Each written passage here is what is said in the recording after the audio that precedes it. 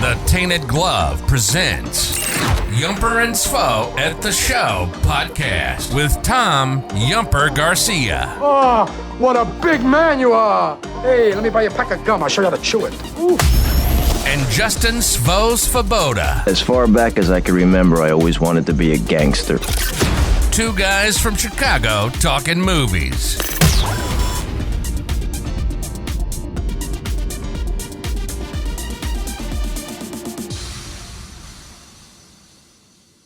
Welcome, everyone, to the second episode of Yumper and Svo at the Show, presented to you by the Tainted Glove.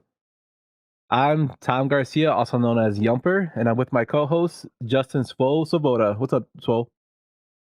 Yump, what's going on, man? How are you today? Nothing much, man, nothing much. We got a big episode today.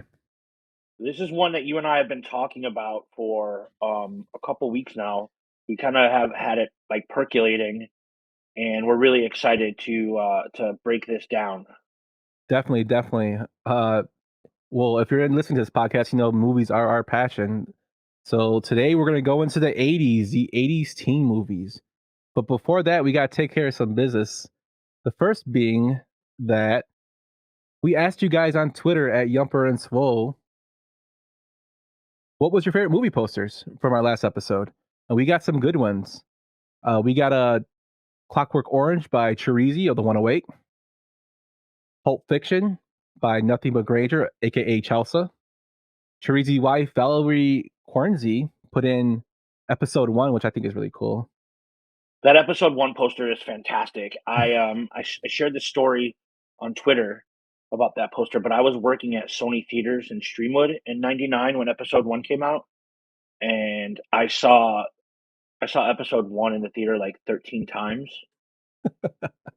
And it's probably still, like, I know the prequels get crap, but it's probably still one of my favorite Star Wars movies, and I stole every version of that poster that existed.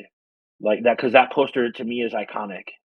Well, I think I told you this before. Like when it first came out, when Star Wars was rebooted to have the prequels, the only some of the few trailers were played during Adam Sandler's The Waterboy, so they were in the previews, and Star Wars fans would actually pay for The Waterboy just to watch the preview, then walk out and not watch the movie. Why wouldn't you stick around for The Waterboy?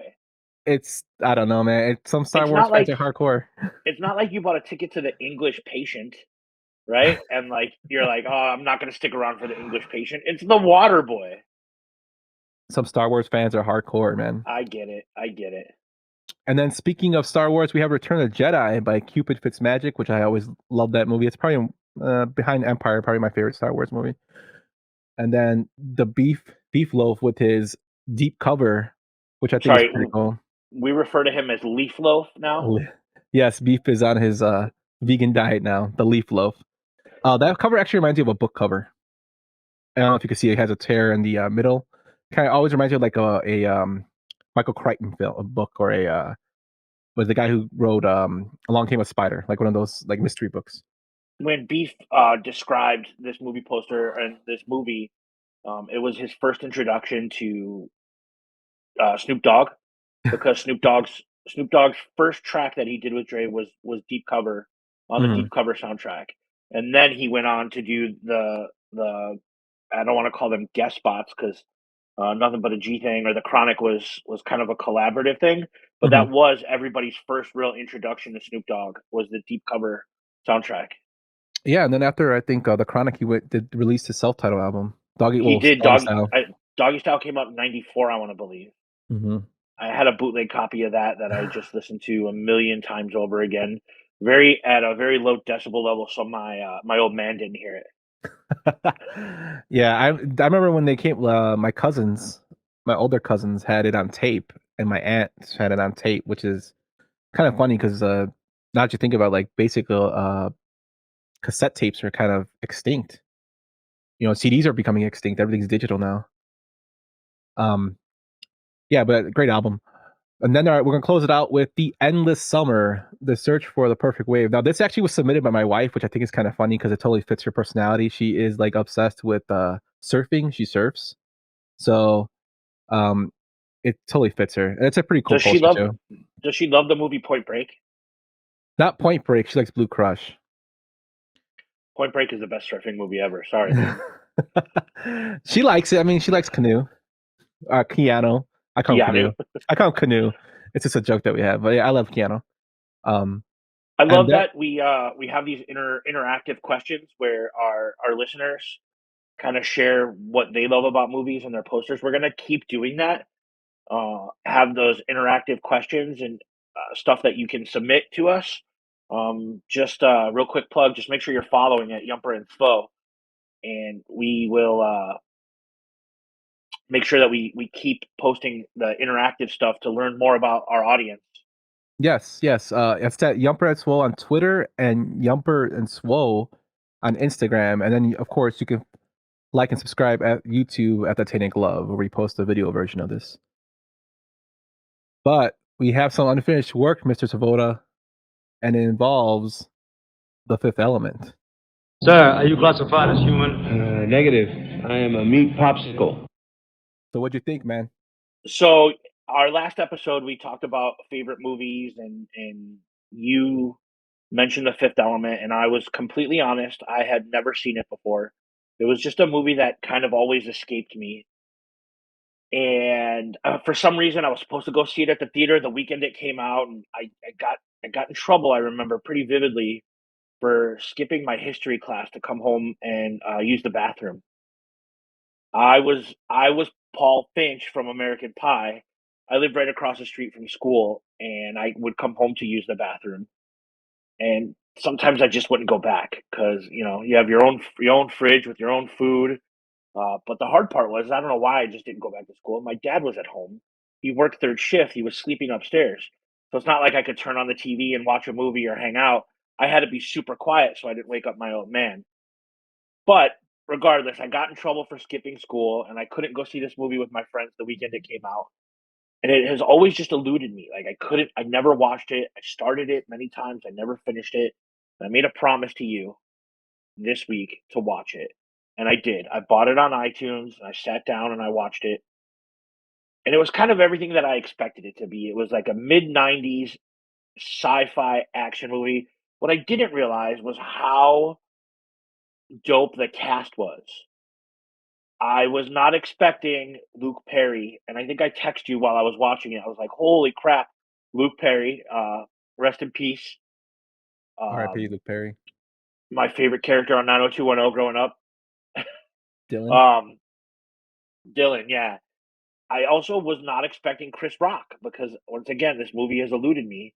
Chris And not Tucker. only, not, I'm sorry, Chris Tucker, not Chris Rock, Chris Tucker. Yes, I'm not average movie fan. I knew it was Chris Tucker. I just misspoke. And then Devo was in it. Yes. He was Tight the Lister. president, Yes.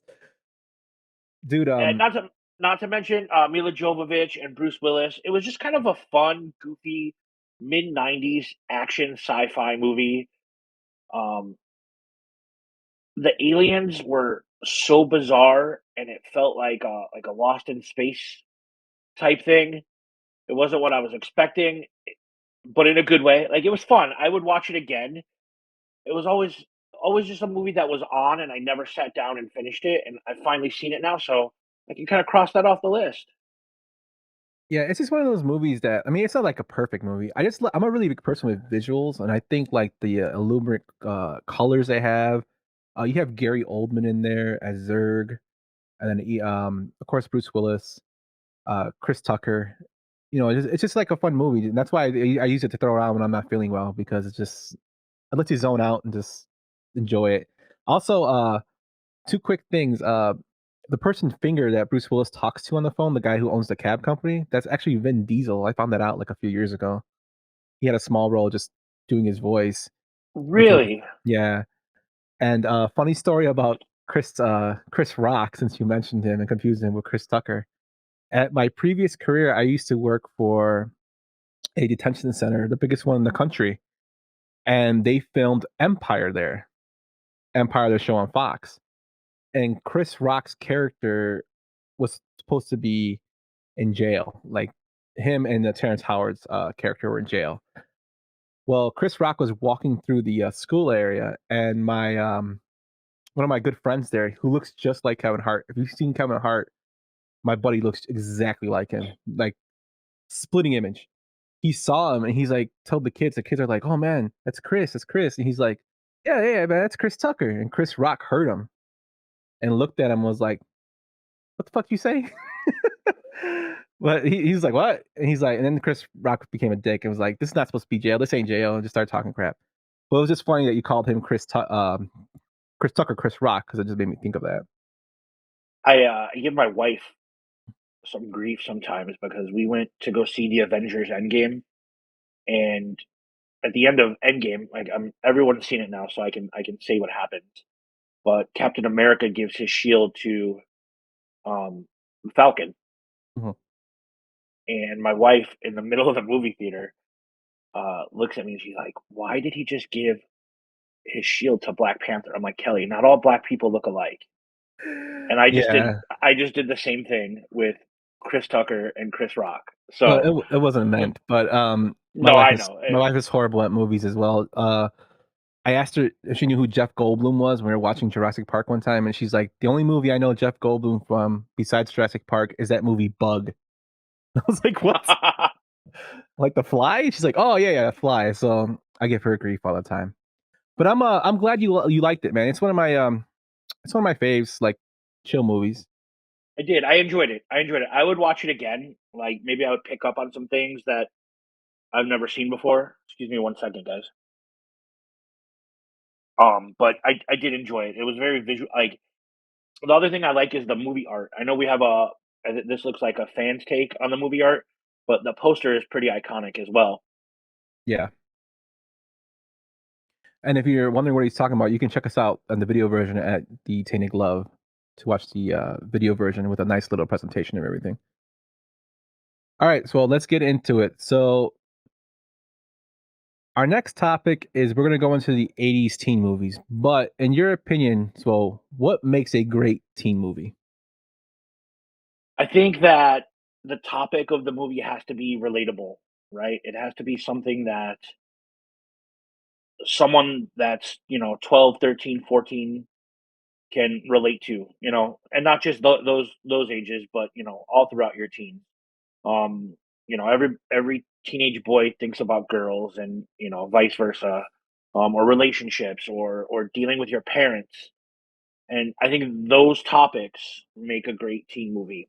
I think the other thing that makes the movies that we consider great teen movies are it's weird. It's like capturing lightning in a bottle.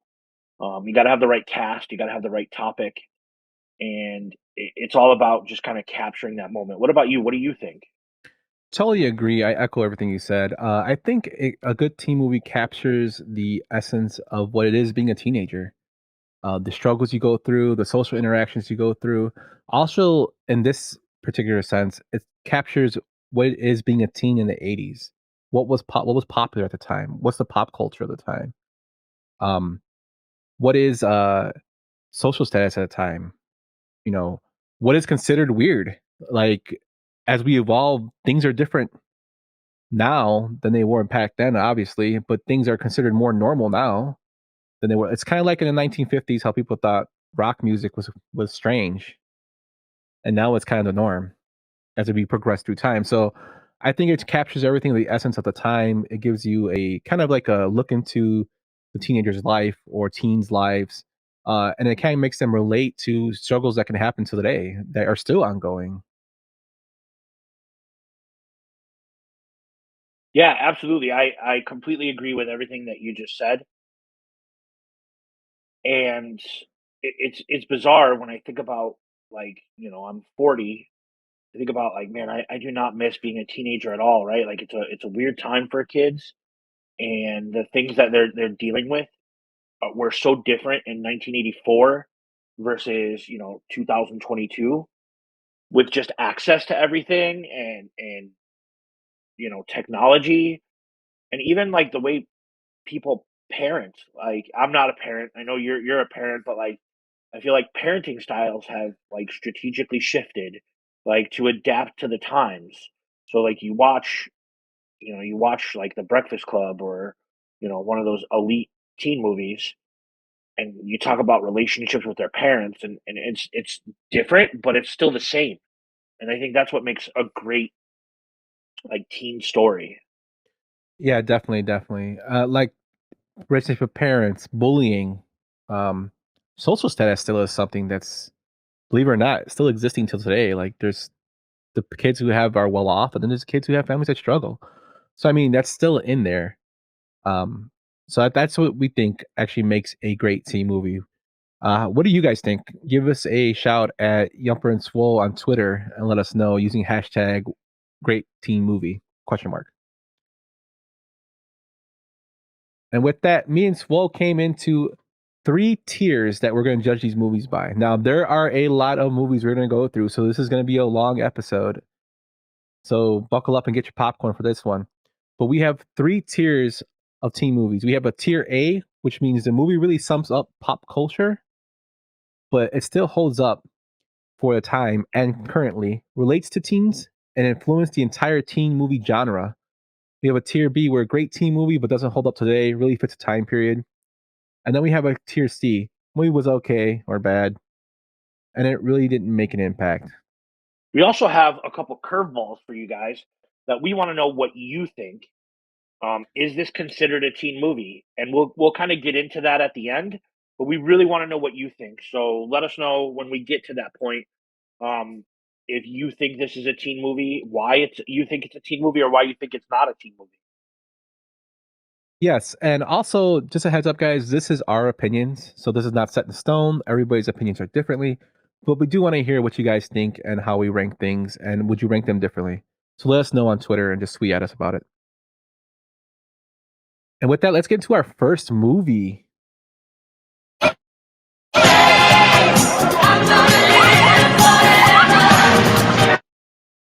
And our first movie is Fame, directed by Alan Parker in 1980, starring Irene Cara as Coco Hernandez, Lee Coretti as Bruno, Maureen Tiffy as Doris. And the movie was actually composed by Michael Gore, who went on to win 2 Oscars for Best Original Score and Best Original Song.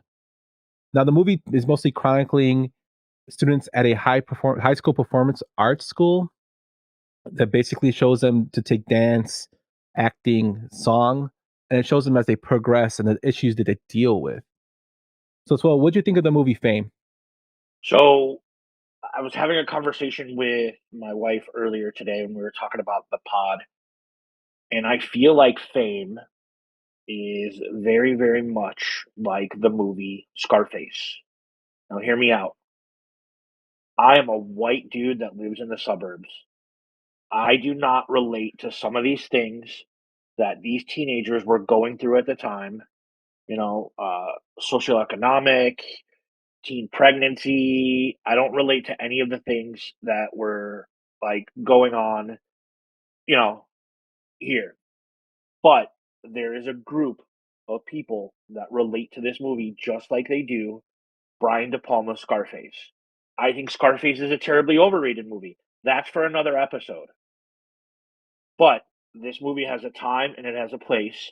I don't think it has had the massive impact on pop culture like some of other movies that are on our list. So I'm gonna list this as a tier B teen movie. Yeah, I think the movie has a lot going for it. I do agree with the diversity, actually, the cultural background on Fame. To be honest with you, most of the 80s, if we're being honest with our audience, most of the 80s movies that are pop culture references are usually considered white, have white actors and actresses. There's not many African American or Latino characters in there, or any characters of culture, in all honesty. To me, Fame was actually, it was a good movie. It actually gave the hardships of certain things that teens would go through. You have a character that's fighting with his homosexuality. You have characters that are fighting with overbearing parents with their religion. You have characters that are fighting with addiction. Um, you have people basically being under the pressure of basically making it through this school and being a part of this established schooling that they're going to be recognized, and the pressures that come along with it. You have people explaining about self-harm, um, things like that. The movie actually touches upon. I think it's a good movie. I would say it's in the tier B as well because I think it was great for the time and it did show a lot of the issues, but I don't think it holds up today like it did back then. Would you agree with I that? think I think that's absolutely fair. And I think another like watermark or a test is would you remake? I mean, and I know they'll remake anything, but there's going to be people that won't touch a remake of The Breakfast Club or 16 Candles or Pretty in Pink. And this movie's been remade a couple times, I believe. It might have been like a made for TV thing. It might have been a bad sequel or what they call a requel. But I don't. I think that an elite movie won't be touched. I agree with that too, but Fame is more of a Broadway play, I would think, in a musical. So I think it can be remade that way to bring it to a more younger generation. Um, but yeah, speaking of the Pretty in Pink movie, I have something to tell you about one of the movies we have later on in the show, but I'll get to that when we get to it. But let's move on to our next movie. Ah! Aloha, Mr. Han. And this one's a shout out to one of our Mentors. partners, mentors, yes, Mr. Hand. Fast Times at Ridgemont High in 1982. It was directed by Emmy Heckerling, which is kind of kind of ironic and cool that a female actually directed a couple of these movies. She's known for Look Who's Talking series, Clueless, of course, and she directed Night at the Roxbury. It She was also written. did. No, go ahead. I'm sorry, buddy. She also directed a '90s teen movie called Loser with Jason Biggs and Mina Savari. Yes, that's a great movie. It is a great movie. It also was the introduction to the song by Wheatus, Teenage Dirtbag. Dan Aykroyd played his dad as well. Yep. I like that movie. Um, but it was written by Cameron Crowe, who actually had a book called Fast Times at Ridgemont High, a true story, where he actually went undercover at a Claremont school in San Diego as a 25-year-old. Cameron Crowe looks really young. He went as a 25-year-old, and he just pulled from his experiences and learning from other students these things that are featured in the movie. It has an all-star cast with Sean Penn as Spicoli, Jennifer Jason Leigh, Phoebe Katz, every boy's dream at the time, Judge Reinhold, and appearances by Nicolas Cage, Eric Stoltz, and Forrest Whitaker. So you have a few Oscar winners actually in this movie. It follows a ton of high school topics between dating, fitting in, heartbreak.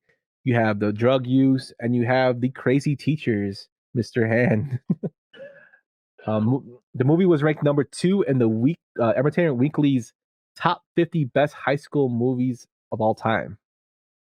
So, Swell, what do you give Fast Times at Ridgemont High? Fast Times at Ridgemont High, like I'm not going to beat around the bush. Fast Times at Ridgemont High is absolutely a tier A elite teen movie. You're right; it does like touch upon everything that you're going through, relationships with your parents, abortion. Um, it doesn't like shy away from anything. It has some very iconic scenes with Phoebe Cates in the pool, um, and then Sean Penn and Forrest Whitaker's little brother. Like my brother's gonna kill me. My brother's gonna shit. Like what is it? Is your brother gonna shit or is he gonna kill you? Um, First he's gonna shit, then he's gonna kill me. It's a fantastic movie. The soundtrack is absolute perfection. Um, I yeah, this is an absolutely tier A elite teen movie for me. Totally agree. The soundtrack is phenomenal. Also, the cast is phenomenal. And then you have like little cameos by people. The pizza guy, I forget, his name escapes me. Tyler Nurgen, I think his name is. Yeah, He shows up in there. You have, like I said, Eric Stoltz is in there. Nicolas Cage is a small character, but he's in there. Judge Reinhold is actually hilarious in the movie as Brad. It's just a lot of things the things it touches on. The whole film itself is just enjoyable to watch. The music and the soundtrack just lets you just get into the movie at the time. Also, this movie is so revered that one, it hasn't been remade. I mean, a TV show was made, but there hasn't been a remake of it, and it's still popular today. They're actually doing table reads where they're actually casting the characters at different spots. I think Shia LaBeouf actually played a character. They were doing a live read for COVID, and like lots of people are watching that. So that's now becoming a popular thing. We're doing live reads of the script. Definitely a tier A in my book. Absolutely, completely agree. Uh, yeah, like the way that a lot of the movie takes place in the mall. It's just an elite teen movie. I could watch it over and over again. Definitely, me too. I do watch it a lot. My wife's never seen it. She disclosed that to me today. Really? We might remedy that tonight with some Freddy steak burgers and Fast Times at Ridgemont High. Nice, nice. Yeah, it's one of my wife's and mine's favorite movie. And let's move on to the next one. Hey, couldn't wait around for you to give me the key to your grandmother's house, could I? Meaning what? Meaning that I was the first one to get to Miss Thing over there. This is The Last American Virgin, released in 1982. It was written and directed by Boaz Davidson, starring Lawrence Monsono, Diane Franklin, and Steve Anton. Topics are basically include trying to score, dating, heartbreak, and drug use. Me personally, I can go first on this one. I'm not a huge fan of the movie. I think it kind of is a precursor to what we would think of as the American Pie, as they make a pact to score. It's kind of like that. It has a sad ending at the end, actually. But it does have an awesome soundtrack with the Cars, U2, Oingo Boingo, Devo, The Police, and Tommy Two Tone. So this movie, I'm actually going to give it in the tier C. What about I you, Phil? am I'm with you completely. Like it was probably a great movie at the time. It's completely forgettable to me. I know some people that might be a little bit older might be like, "You're crazy." I don't remember it much, and it just doesn't have that appeal to me. So I'm gonna agree with you and go tier C, and I think we can kind of keep this one short and sweet. Yep. And let's move on to. You are not God! Huh? You're just a typing teacher. All the Right Moves, released in 1983, directed by Michael Chapman, who is well known to have worked as a cinematographer on Taxi Driver, Raging Bull, Lost Boys, Scrooge, and Ghostbusters. I thought that was kind of cool. It's starring Tom Cruise as Steph, Craig T. Nelson as Nicholson, and Leah Thompson as Lisa. Basically, the most of the movie revolves around sports pressure for teens, blackballing by your coach. And I thought there was a real big hate on graffiti, which I thought was hilarious. And then basically wanting to get out of your town, wanting to get away from the life you have. It really reminds me a lot of Varsity Blues, but a younger, toned down version of Varsity Blues. Looking at a young Tom Cruise is kind of weird too. And another thing too that I found weird was they gave him a real weird last name. I think it's like Javoric. Like he's supposed to be a family of immigrants, but it was just kind of strange that they gave him like such a weird name. But I Well, actually liked it. Go ahead. so this movie takes place in, like, I don't want to call it rural, but like Steeltown, Pennsylvania, and they gave him a Polish last name because Pittsburgh has a massive Polish population. Thank you, thank Um, you. so that's exactly what they're going for. I agree with the Varsity Blues Friday Night Lights comparison. To me, like just straight rankings, this is going to be a tier B movie because I do remember it, I do enjoy it. I think the cast automatically makes it a tier B movie. You have 80s elite cast in there. You have Craig T. Nelson, you have Tom Cruise, and you have Leah Thompson. It has sports, it has teen relationships, it has parent relationships. Everybody relates to wanting to get out of your parents' house and not being there anymore. And it's football. It's like two of my favorite things. It's movies and it's football. It's a tier B movie to me because it doesn't quite move the scale of pop culture, although they do reference it in, if you remember what was one of my favorite movies in my top 5 last week, Scream, where sorry, um, I'm having a moment here. Sydney is talking to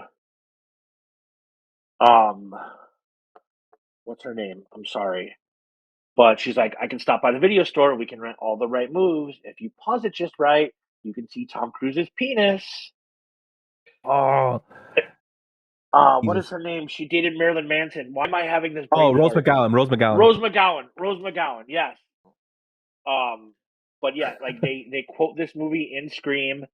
It's got everything that you like in it. It just doesn't quite reach the tier A echelon. How about Totally, you? totally agree. I gave it a tier B as well. I actually liked the movie. I think it was great for a time. It just doesn't, progress or transcend past the Yes, 80s. Um, absolutely. but yeah, but speaking of Tom Cruise, let's move on to our next one.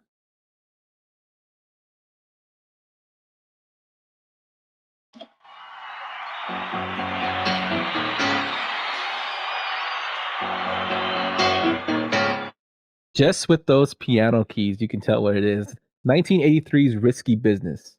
Written and directed by Paul Brickman, who also wrote Deal of the Century with Chevy Chase and True Crime with Clint Eastwood. The movie stars Tom Cruise as Joel, Rebecca De Mornay as Lana, Curtis Armstrong as Miles, and Joel Palciano as Guido. Topics are basically struggles of what you want to do with your life after high school, trying to find oneself. It draws a lot of comparisons to The Graduate in certain ways. It's like also Why? Because he iconic. wants to hook up with an older lady. Yes, that part, and just the part of like finding yourself. It's also iconic due to the dancing in the underwear with Bob Seger and the to old time rock and roll. That's probably been parodied God knows how many times, and it was ranked number 32 on Entertainment Weekly's top 50 best high school movies. Personally, I really love Risky Business. It's automatic tier A for me because I still think it still holds up to today, and it kind of goes through the pressures of what you're going to do with your life. As Tom Cruise's dad wants him to go to Yale or Princeton, he wants to go to Princeton. It has some comedy thrown in there when his Robert Mull, his Princeton recruiter, comes and ends up sleeping at the brothel, and then he gets into Princeton. But just the fact that it deals with a lot like what your parents want you to do with your life, and a lot of the movies that we're going to go through actually have that, where there's constant pressure from their parents telling them what are you going to do with your life. And this one, it kind of fits in with Tom Cruise, relating it to everybody. So I gave it a tier A. What do you think? To me, it's absolutely a tier A. It feels like, I know it's not because it wasn't written or directed or produced by John Hughes, but it was filmed in like suburban Chicago, and it feels like it fits in with those movies, even though it's not a part of that Brat Pack like collection. Uh, I enjoy this movie a lot. I think Rebecca De Mornay is like smoking hot in this movie. They get it on the L. Yes. Also, And Curtis Armstrong as Miles is pretty funny too. Booger from Booger. So from I Nerds. think yeah, that's the key. Everybody knows him as Booger from Revenge of the Nerds. He plays the annoying friend that's like pestering him to like call this escort agency. It's a great movie. It's tier A easily. Definitely. It's just a classic. Um, and then Joe Say what you want. Palzano. Oh, Joey Pants. Say what you Yeah, want about Tom Cruise and like the Scientology, but in the '80s there was nobody that could touch this dude when it came to making movies. He just made good movie after good movie after good movie. I can't wait to see Top Gun Maverick because that's another character from the '80s that I absolutely love. You couldn't touch this dude in that era. well, even if you want to go into the '90s, and I mean, he went from doing teen movies to he did Few Good Men in the '90s. He did The Firm. Jerry He's Maguire. Jerry Maguire. I mean, he's transcended into the more of the action movies with Mission Impossible, the Jack Reacher series. I mean, he kind of evolves through his career. I think he's an excellent actor. Whether you I absolutely agree with that. I wish that I could put the weird Scientology stuff aside when I'm judging his like body of work, but it's kind of hard because that thing is really weird. But I like his movies. I won't apologize for how I like his movies. and I feel the same way. Taking out his personal side out of it, yeah, his body of work is pretty good. Also, in most of Tom Cruise's movies, you will see him run in some form. If I'm ever in a movie, you will not see me run. Just so you guys know. Me either. All right, let's go on to our next movie. It's not a real voice. This box just interprets signals from the computer and turns them into sound. Shall we play a game? 1983's War Games, directed by John Badham. He's known for Saturday Night Fever, Short Circuit, and the Stakeout series. Starring Matthew Broderick as Dave, Ali Sheedy as Jennifer, Dabney Coleman as McKittrick, and John Wood as Falcon. The movie basically centers around a hacker who happens to go on the dark web, with the quotation marks, to play a game of chess and actually finds a server that is connected to the US military Nord, or the program they call it Whopper, which I thought was hilarious. They actually named it after Burger King. And he uses his computer to go in there thinking he's playing a game, but it's actually a missile firing system, defense system for the US that is supposed to deter attacks. But he's going in as the Soviet Union, and the story progresses from there. This movie, personally, I thought was a very good movie for a time. It kind of shows like the nerd culture that was people thought of the nerd culture, I think, of the 1980s. You gotta remember, computers were still new. He uses a IMSAI 8080, which was pretty expensive back then. It was like $600, and that's like $1,600 in 2022. He goes on the deep web, which everybody is a hot term now, but back then he goes on the servers that weren't there. And it just cracks me up that he's actually going to play he wants to play a game of chess or a game of cards, and he finds Nord on there and the Whopper program, which is hilarious. It gives us stereotypes to hackers, so it kind of shows that nerd culture that teens were going to. I personally think it's a tier B movie.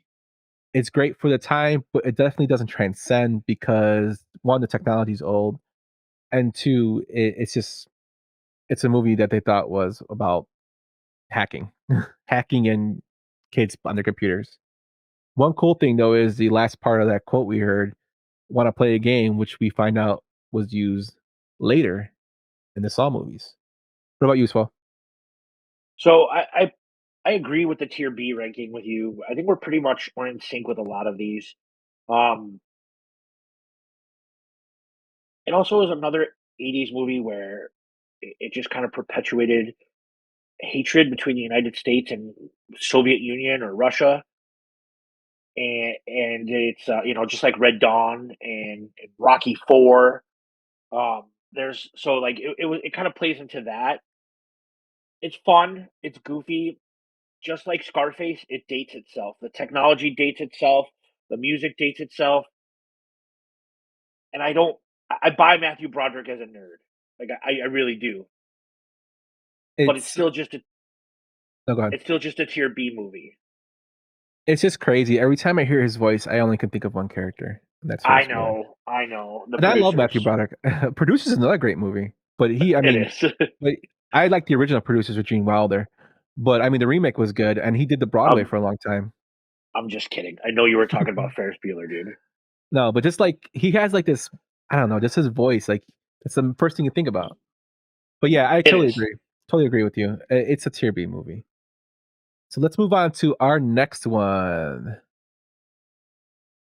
Get him a body bag! Yeah! And this one's near and dear to Swole.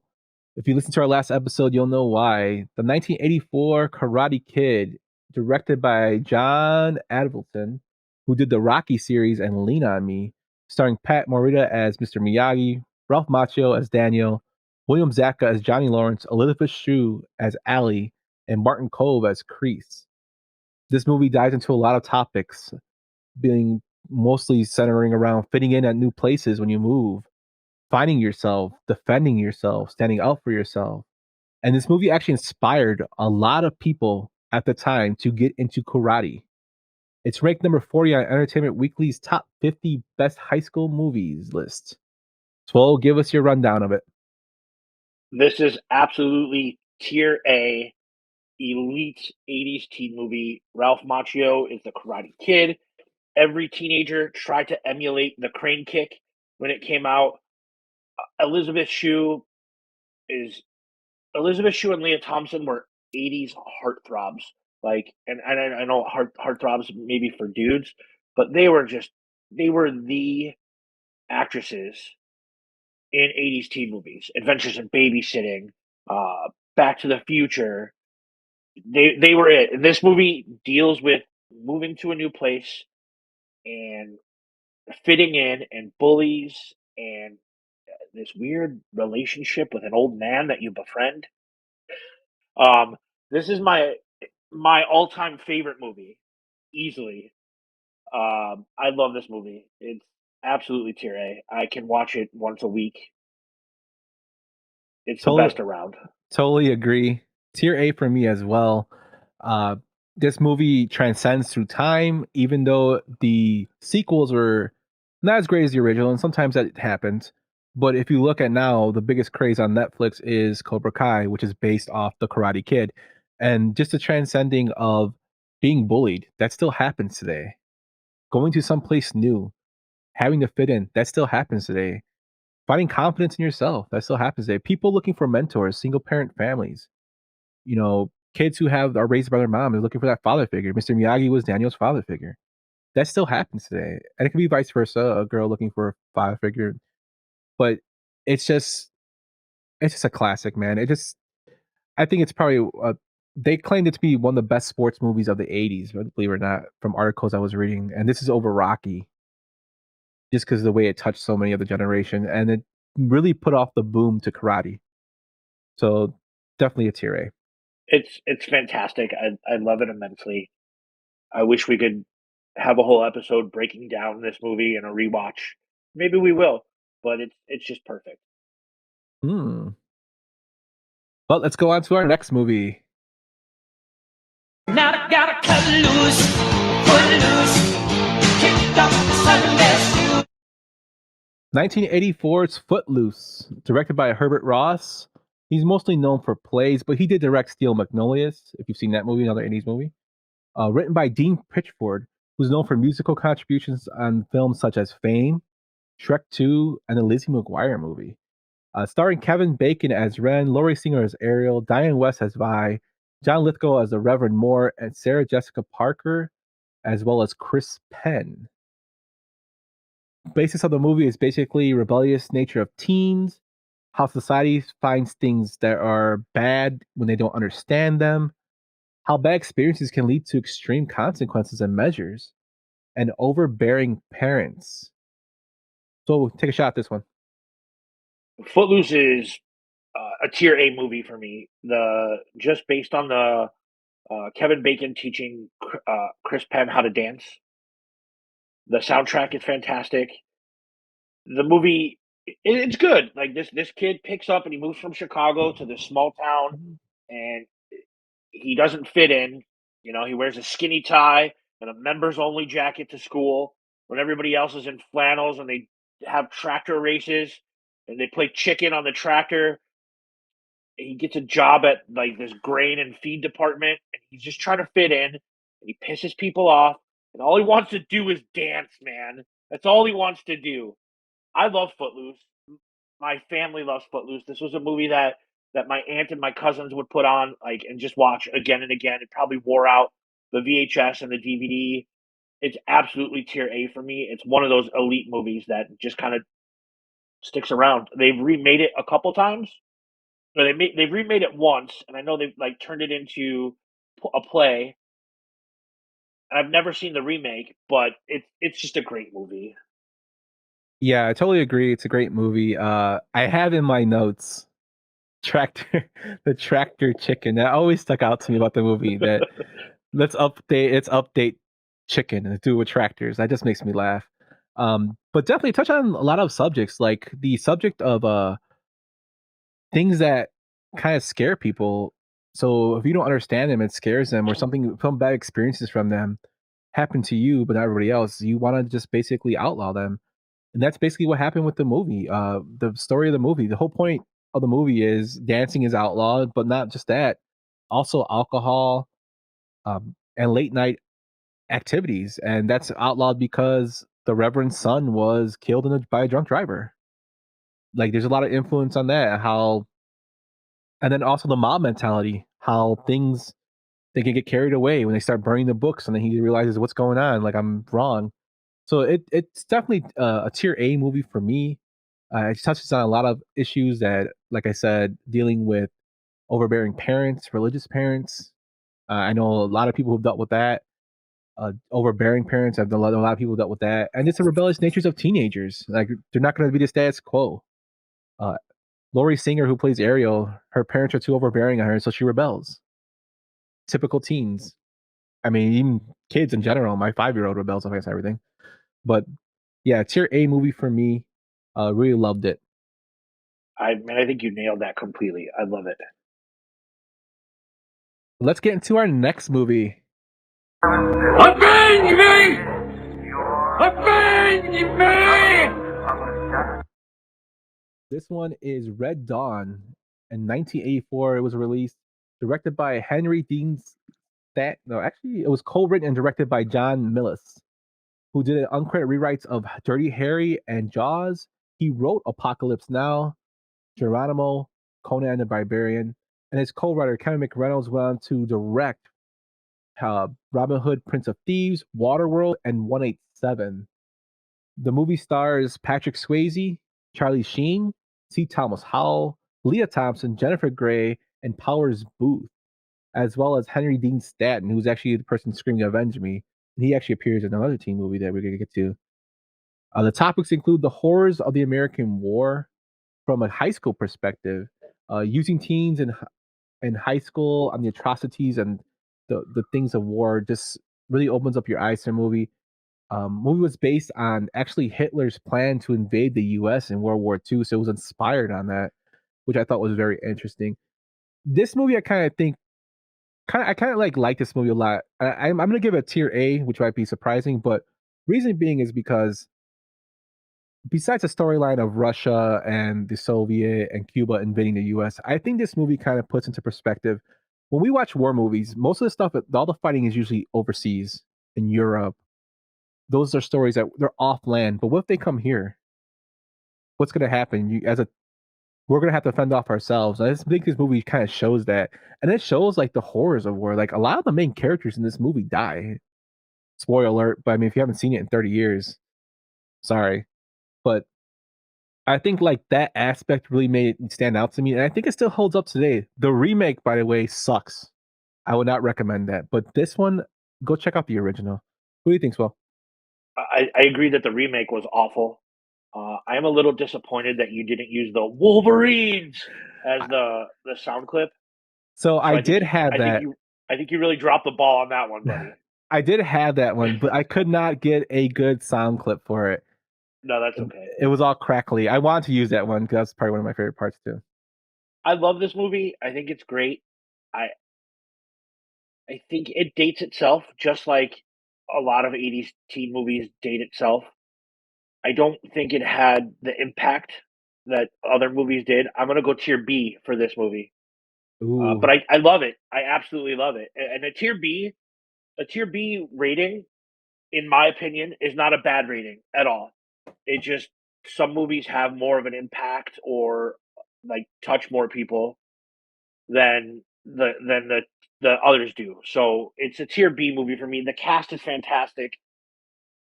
Charlie Sheen in his varsity jacket and going to live in the mountains, and it's a great movie. The remake was terrible. You're right. I remember like I was so jacked for the remake, and I went with a bunch of friends for my birthday to see it, and I was like, oh okay.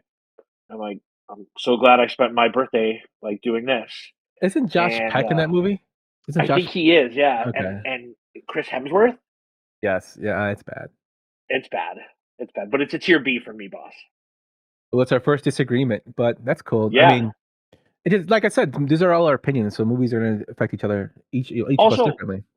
And if you disagree with any of these tiers, we want to hear it. So tweet at us at Yumper and Svo.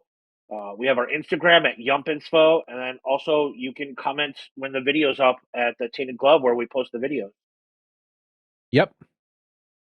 And with that, let's get into our next movie.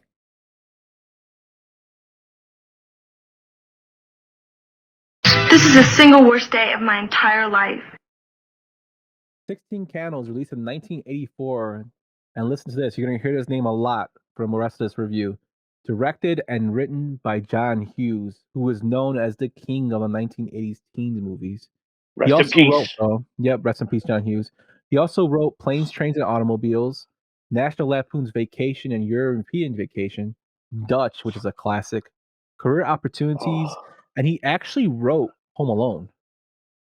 The movie stars Raleigh Ringwald as Sam, Paul Dudley as Jim Baker, Michael Schufling as Jake Ryan, Anthony Michael Hall as Farmer Ted or Ted. This movie basically revolves around struggles of being lost in the shuffle, trying to impress friends, fitting in, and finding love. This movie was ranked number 49 on Entertainment Weekly's top 50 high school movies.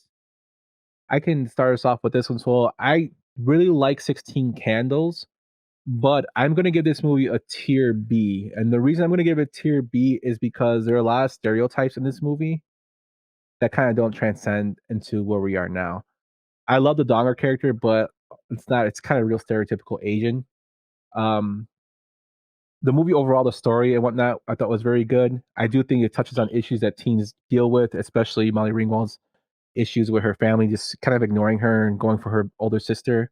Her issues of trying to talk to the uh, basically the senior of the school and her love interest. I thought those things kind of thing are like relatable, but just the stereotypical things kind of what kind of degraded it for me. What do you think? So we're going to disagree again here. I do want to touch upon some of the things that you just talked about. This is a tier A movie for me. It's absolutely elite. I do think that in this movie, and I've noticed it when I rewatch this, that they do say some things and do some things that I don't agree with. They use a lot of like slurs that I'm not a huge fan of. That we don't promote at Yump Inspo at the show. We don't promote those things. Uh, there's a word, a three-letter word that you can't get away with, and that I don't like. They use a lot in this movie. And then Long Duck Dong's like the portrayal of him is pretty stereotypical. I don't want to brush that under the table as oh, that was just the time. That's just the way that things happened, because that's not cool. But the movie itself, besides those things, I think it's fantastic. This girl, her 16th birthday is forgotten about because her sister is getting married that same weekend. It also takes place in suburban Chicago, just like a lot of the John Hughes movies. You know, you write what you know, right? Uh, Jake Ryan was hilarious. Like some of the interactions in the high school, and him doing the fake pull ups, talking to his buddy about Claire. No, not Claire. Claire's her Breakfast Club character. Why am Her I having name's a brain Sam. fart? Sam. Samantha Baker. Yeah.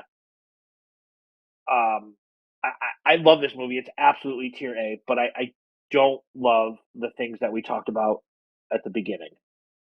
Yeah, that kind of wavered my experience of it. Also, just the like thinking of more transcending. Like, I think some of John Hughes' other films were a little bit more like cultural, pop culture changing. So that's why I kind of gave it a tier B. It's still a good movie, like, but like with the stereotypical things we mentioned in there, it kind of for the time now looking at it, you're kind of like, But yeah, I totally agree with you on the other aspects and points you made. And I think those things happen. They happen in a lot of teen movies, right?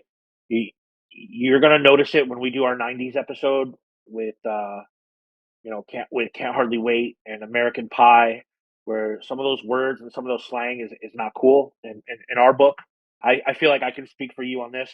We don't approve of those slurs or anything like that. And it takes away, it diminishes a little bit from it, but you're going to find those in a lot of teen movies because some of these people try to write like how teens talk, but it doesn't make it right. Yeah, that's totally well said. But let's move on to our next one. Didn't ask for a dime. $2. Better Off Dead, released in 1985. It was directed and written by Savage Steve Holland, who's more known for TV stuff such as 100 Things to Do Before High School, A Fairly Odd Summer, and Zoe 101. It stars John Cusack as Lane, Amanda Witz as Beth, and Curtis Armstrong as Charles, as well as Diane Franklin as Monique. The topics basically include love loss, a typical teen movie. One of the best parts of the movie, I think, is Curtis Armstrong character Charles, as he's like a huge drug addict in the movie, and there's no drugs to be found in their town, so he's constantly snoring things like Jello and whatnot. It's more of a comedic thing. Another thing that stood out to me was the ski sword fight at the end of the movie when they fight with skis. This movie has a lot of stuff surrounding skiing. That's like one of the big plot points of the movie is that John Cusack wants to be the captain of a ski team, which I think is pretty funny. Me personally, I gave this movie a B, tier B. It's kind of good for the times. It's okay. Um, what do you think, Swell? It's a tier B, like borderline tier C movie for me. It's good. It's got John Cusack. It also, if I'm not mistaken, it has Chosen from the Karate Kid Part 2 in the Yes, he movie is as in there, I well. think. He's in there as well, I believe. Yes. When he pulls up in the car next to him, Yeah, I think it is him. Let yeah, me. no, it's definitely him, and it freaked me out because in the Karate Kid Part 2, he has this accent of someone that's Japanese or Chinese, or Okinawan, right? Because that's where the Karate Kid Part 2 takes place. Um, and when he's in Better Off Dead, he speaks in a perfect English accent, and it always threw me off. I'm like, no way. Well, I mean, he's from Cali. Right, but it's Yeah. like, but my first introduction to him was the Karate Kid Part 2, Mhm. and then I saw this, and I was like, no way. It's kind of like hearing someone that is British for the first time that you don't realize it. Yeah. But Tom Holland. it's yeah, it's a tier B, borderline tier C movie for me. Totally agree. Totally agree. And I love Chosen from Karate Kid. His one-liners in Karate Kid 2 were hilarious. But yeah, And totally he's in totally Cobra agree. Kai. Yes, and he'll be a bit main character in the new upcoming season. He will be, yeah. But let's get to our next one. If you don't recognize this song, then how many teen movies did you really watch? The 1985 movie The Breakfast Club, written and directed by John Hughes, starring Emilio Estevez, Judd Nelson, Molly Ringwald, Ali Sheedy, Anthony Michael Hall, and Paul Gleason. Topics include dealing with abusive parents, overbearing parents, being a social outcast, your parents not caring about you, overbearing authority figures in school, the pressures of performing in school athletics, not being able to think for oneself. This movie was ranked number one in Entertainment Weekly's top 50 best high school movies, and it's actually my favorite teen movie of the decade. So, give us your thoughts. So it's not my favorite teen movie of the decade, but it's the best teen movie of the 80s.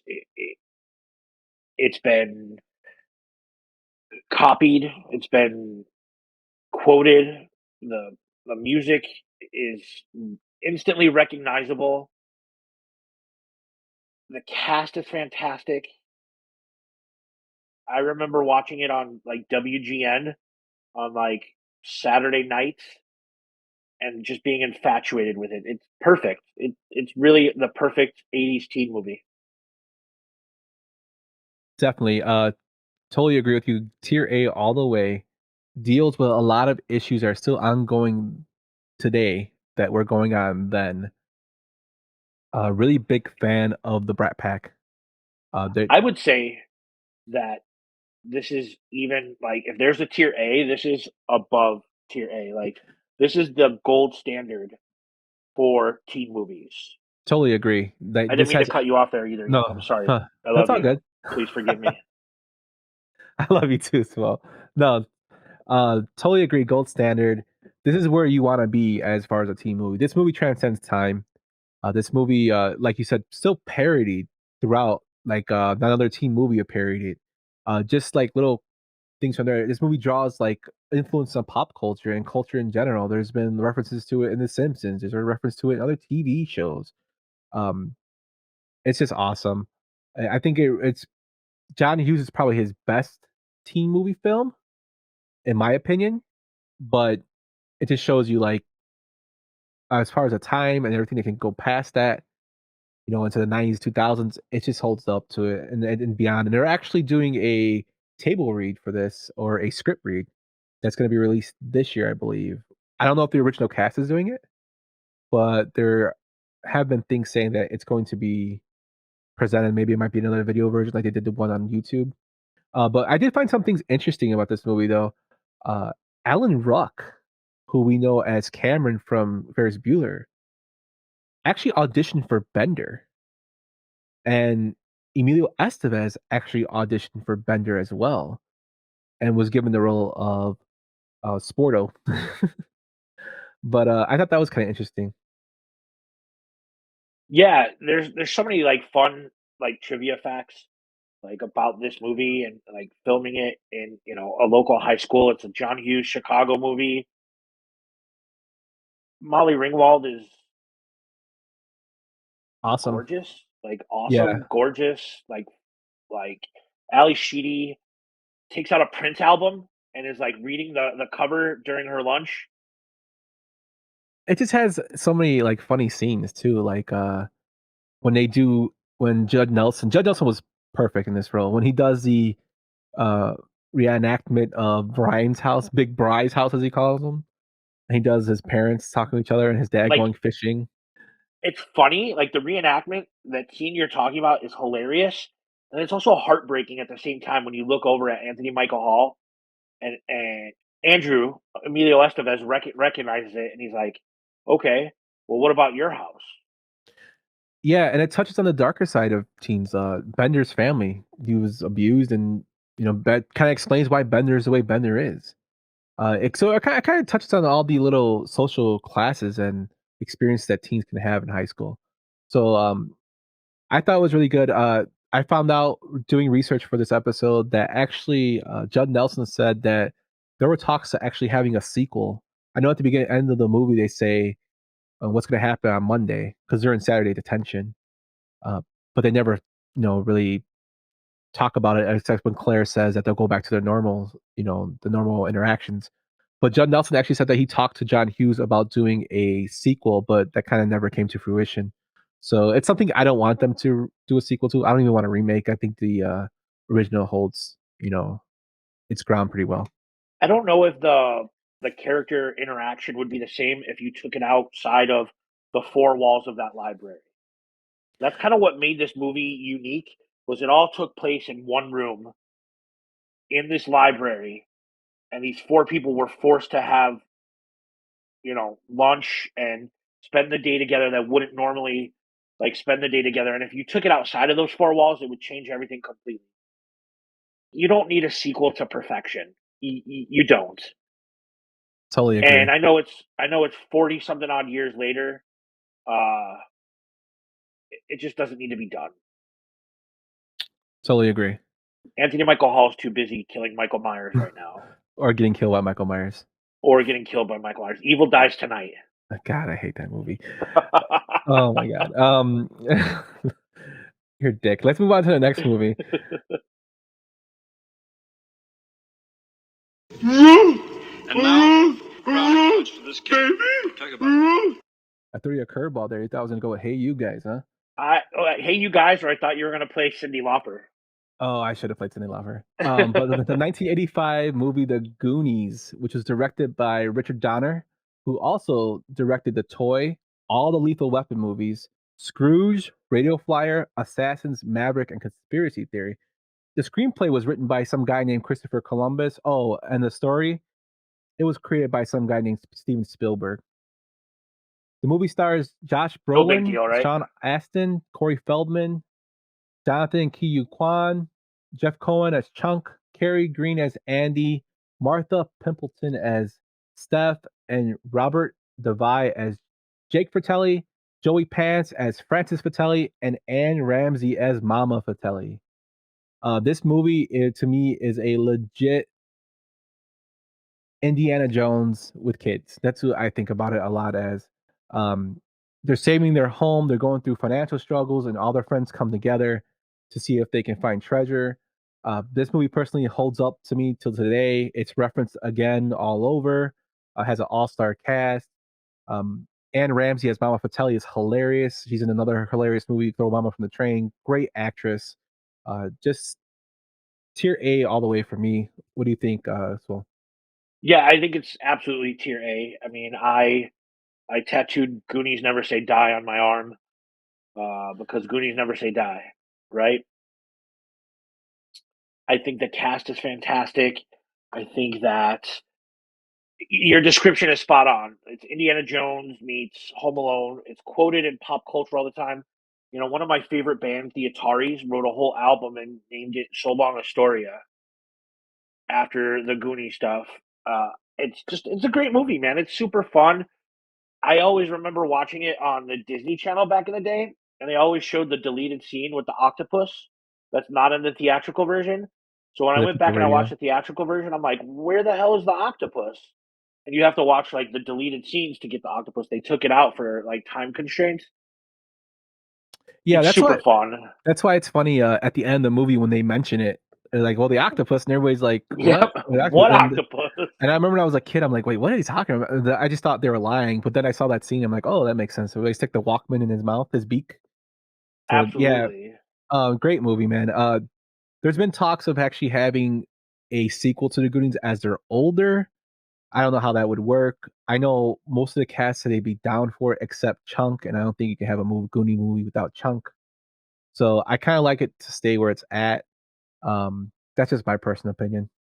I What do you would think? agree. It doesn't need to be touched. It doesn't need to have a sequel. I'm surprised that like Jeff Cohen doesn't want to do a sequel. I thought it would be someone else Yeah, that didn't want to do the sequel. I thought it would be like what's his name? Josh Brolin. Yeah, Josh Jeff. Brolin. I think because But Jeff. what's funny is if you follow Josh Brolin on Instagram, like he seems like a very intense, serious guy, but like he's like the most down to earth, chill guy. Like I would party with him. Definitely a cool If guy. Barbara Streisand was your stepmom, like it's a dude you would want to party with. I mean, his dad was in that movie with Dana Carvey, Master of Disguise. I mean, Master of Disguise, yeah. he's got to be a cool dude. Um, yeah, I think Chunk just doesn't want to do it. I mean, he's an entertainment lawyer now, so I'm pretty sure maybe he's more caught up in work than he is acting. But yeah, Come definitely on. a classic Don't movie. give me that don't give me that bullshit. You make time to make the Goonies too if you're Chunk. Not saying they need to, but if you're Chunk, you want that payday. Yeah, I mean, if you really want, it'd be kind of funny because he's super skinny now.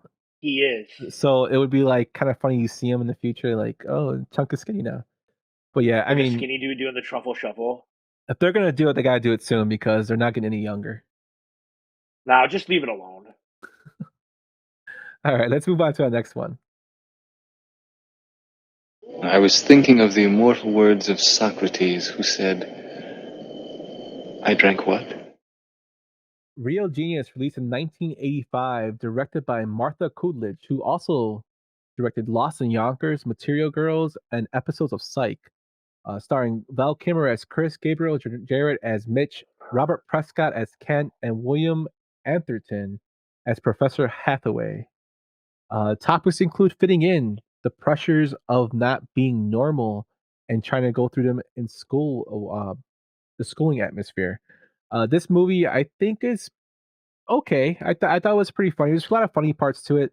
I can relate to certain aspects of when you don't fit in somewhere, how you're trying to be the best at what you do, and the pressures of being if you're the best at something, the pressures, especially as a teenager, especially Val Kilmer's character Chris actually like shows that a lot. That's why he's so carefree, is because if you don't enjoy your life or what you have, there's no point of living, and that's pretty much his motto: is to enjoy what you have. Don't sweat the small stuff, basically. What do you think, Swell? So Real Genius, I had never seen it before my cousin Mark introduced it to me. And the first time I saw it, I was blown away. I love Real Genius. I think it's severely underrated and it doesn't get talked about enough when it comes to like really great 80s movies. I think Val Kilmer is hilarious. I think the science aspect of this movie is hilarious. Like when they turn the dorms into an ice rink or the Yeah. popcorn in the house with the laser that they're working on. Yes, that's part's I hilarious. I could watch I could watch Real Genius over and over again. And basically William Atherton plays the same character in Real Genius that he does in Biodome with Pauly Shore and was it Daniel Baldwin? Stephen Baldwin. Stephen Baldwin. Like he plays the same character in Biodome that he does in Real Genius. Just kind of a dick. I love Real Genius. It's still tier B because it doesn't have like a massive impact on pop culture, and a lot of people don't remember it. But it's probably top 10 for me. Yeah, you can consider it like a hidden gem. Yeah, That really shouldn't be a hidden gem. It should be, when you think of 80s movies, you think of like The Breakfast Club as teen movies, but it's something that needs to be put out there more, and people need to really look into it. I would recommend watching it. Yeah, I wish more people knew about this. Yeah, definitely. Like I would recommend watching this movie. It's really good. But yeah, I totally agree with tier B. Let's move on to the next one. Give me a keg of beer. 1985's Teen Wolf, directed by Rod Daniel. He's known for Like Father Like Son, The Super, Beethoven Second, and Disney movies like Genius and Alley Cat Strike. It stars Michael J. Fox, James Hampton, Susan, Your City, Jerry Levin, and Mark Holton. Basically, this movie is just a movie about fitting in when you're different from people. That's what I kind of got from it. I really like this movie. It's hilarious to me. You have Francis from Pee Wee. He's always going to be known as Francis from Pee Wee Herman. Mark Holton as Chubby. The character of Styles is hilarious.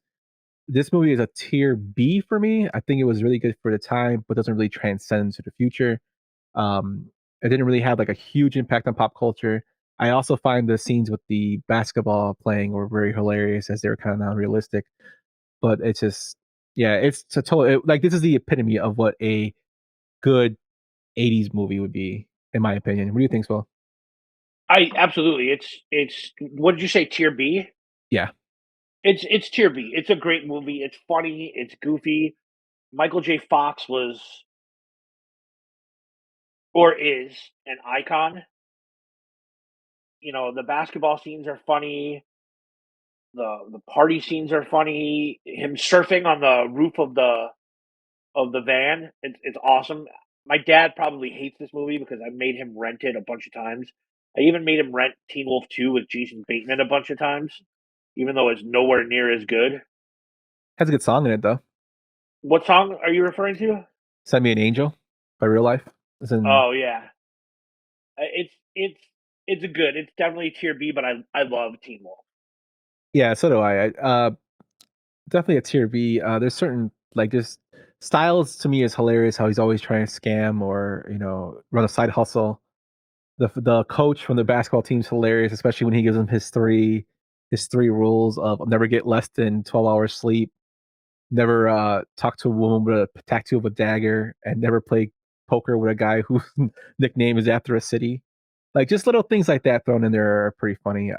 A fun trivia thing is that Michael J. Fox is actually working on this, and he actually was kind of bummed because he knew they were filming Back to the Future, and he really wanted to work on Back to the Future, and he thought, I'm doing a werewolf movie. And then flash forward, he got in as Marty McFly when Eric Stoltz got fired. Eric Stoltz didn't work out. Yeah, they didn't like Stoltz in that role.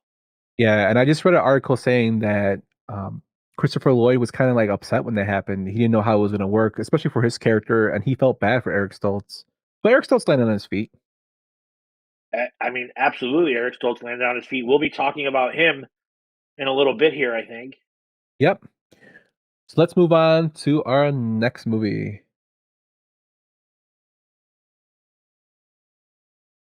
So, what would you little maniacs like to do first?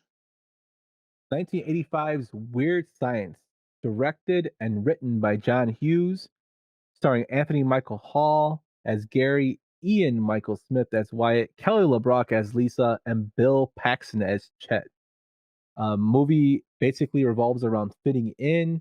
It to me is Frankenstein with kids, and a more, I guess, way of you creating the perfect girlfriend. So it uses computers and whatnot and a doll to create Kelly LeBrock, which I think is hilarious, and she is extremely hot in this movie. I think it's absolutely okay to say she's extremely hot.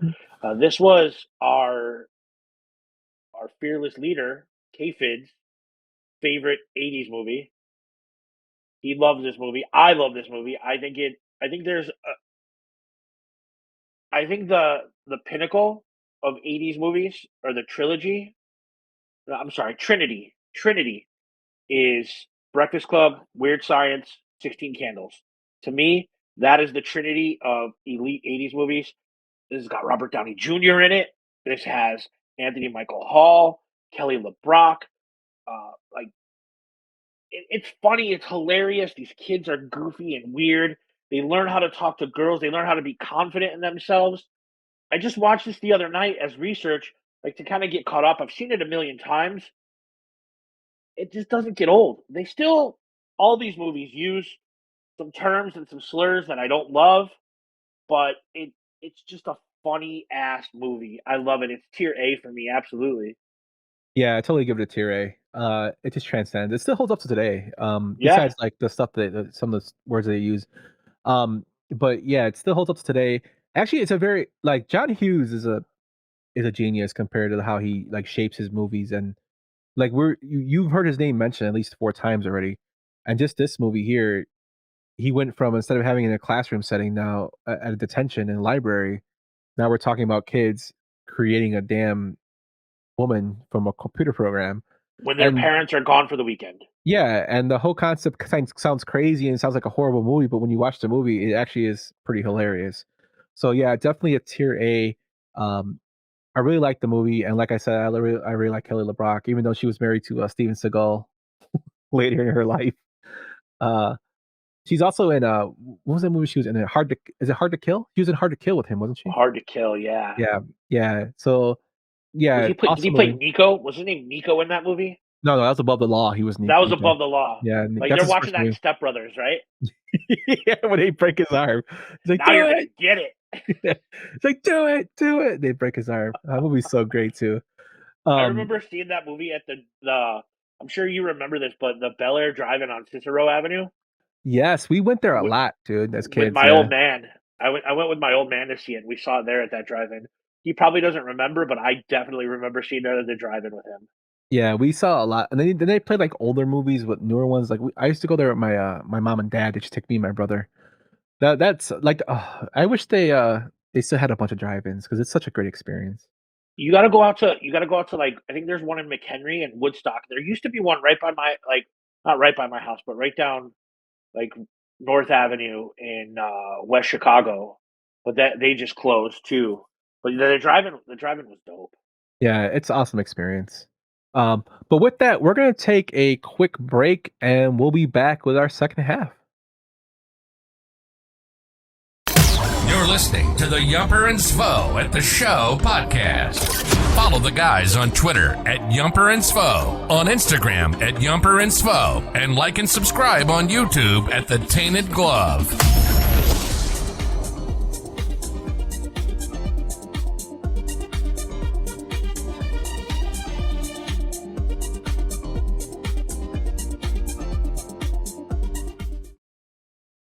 All right, welcome back. And let's get into our next movie. Life moves pretty fast. You don't stop and look around once in a while, you could miss it. 1986 Ferris Bueller's Day Off. It was written and directed by surprise John Hughes, starring Matthew Broderick, Alan Ruck, Mia Sara, Jennifer Grey, and Jeffrey Jones, with some appearances by Louis Anderson, R.I.P., and Charlie Sheen. Topics are basically living your life, releasing pressure, enjoying life, not taking everything too seriously. Basically, to me, this is a tier A for me. Still holds up to today. It's a totally 80s teen movie. The reason why I think it holds up to me so much is because it's based in Chicago, and he goes to Wrigley Field. I don't know how much you hate it. That's an awesome part to me. The Art Institute. Just little things, like little tidbits they threw in from Chicago when he's Abe Froman, the Sausage King of Chicago. Just little things like that. Ferris's thing is to have a carefree attitude. Don't let the pressures of life do too much to you. And I love that he is the yin to Cameron's yang, as they're totally opposites, but they connect. And it just shows like the stress of Cameron's parents that put on him of overbearing, not even overbearing, more to ignore him, and him putting pressures on himself Ferris just being carefree and saying you gotta live life like it is. So I give it a tier A. What about you as well?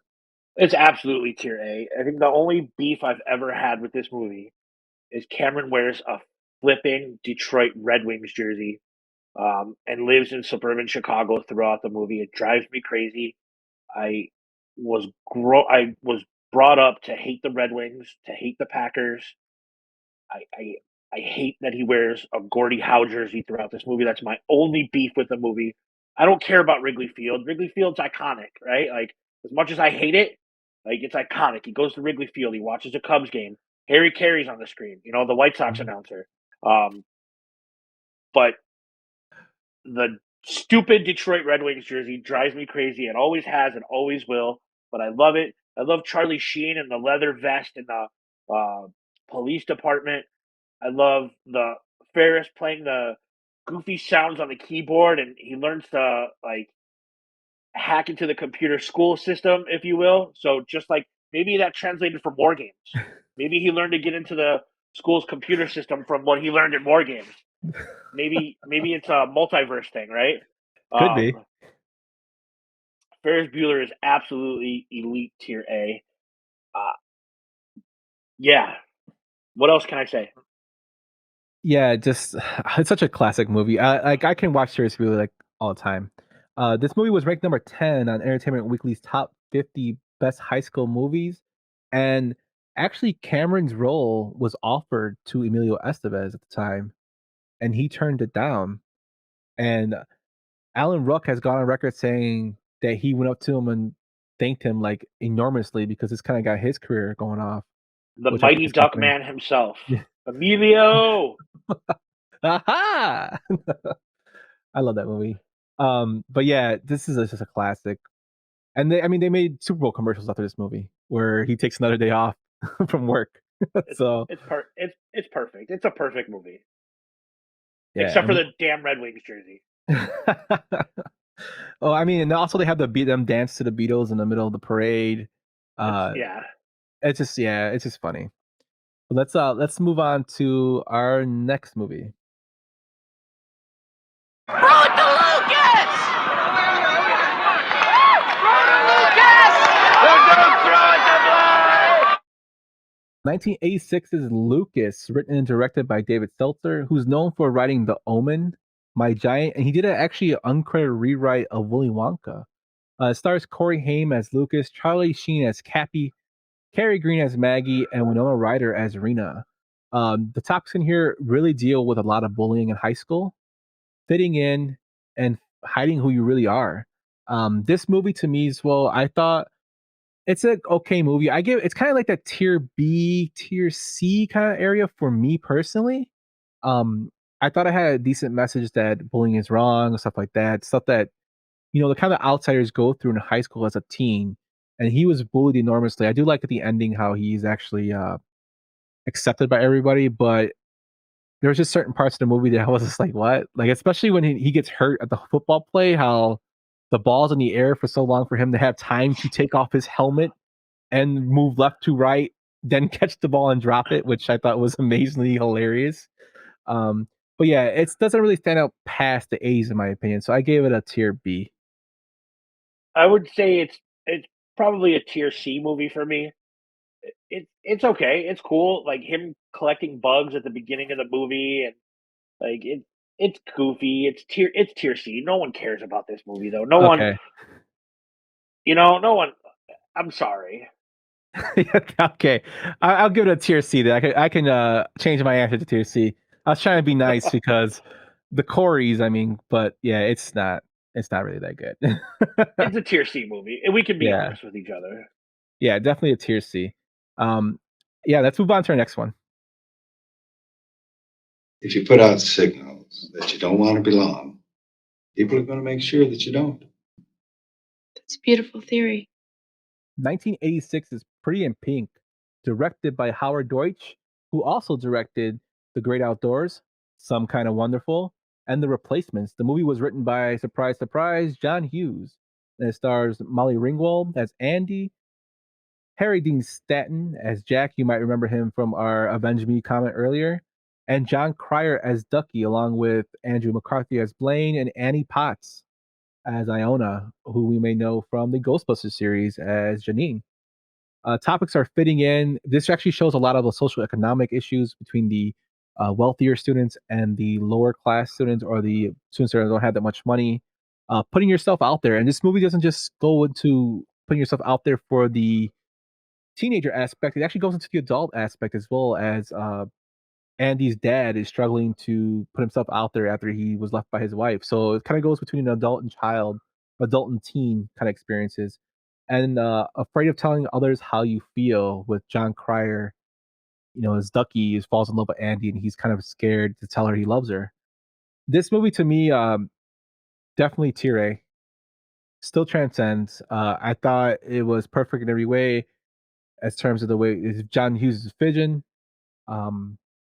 What do you think? Well, Yeah, it's absolutely tier A. Once again, Molly Ringwald and her trilogy of 80s teen movies, Pretty in Pink, 16 Candles, Breakfast Club. John Cryer as Ducky is kind of iconic. Andrew McCarthy as Blaine, but I think the standout for me is always going to be James Spader as Steph. He's just kind of the ultimate 80s dick in this movie. He he makes Annie feel bad. Andy feel bad about herself, her clothes, where she lives.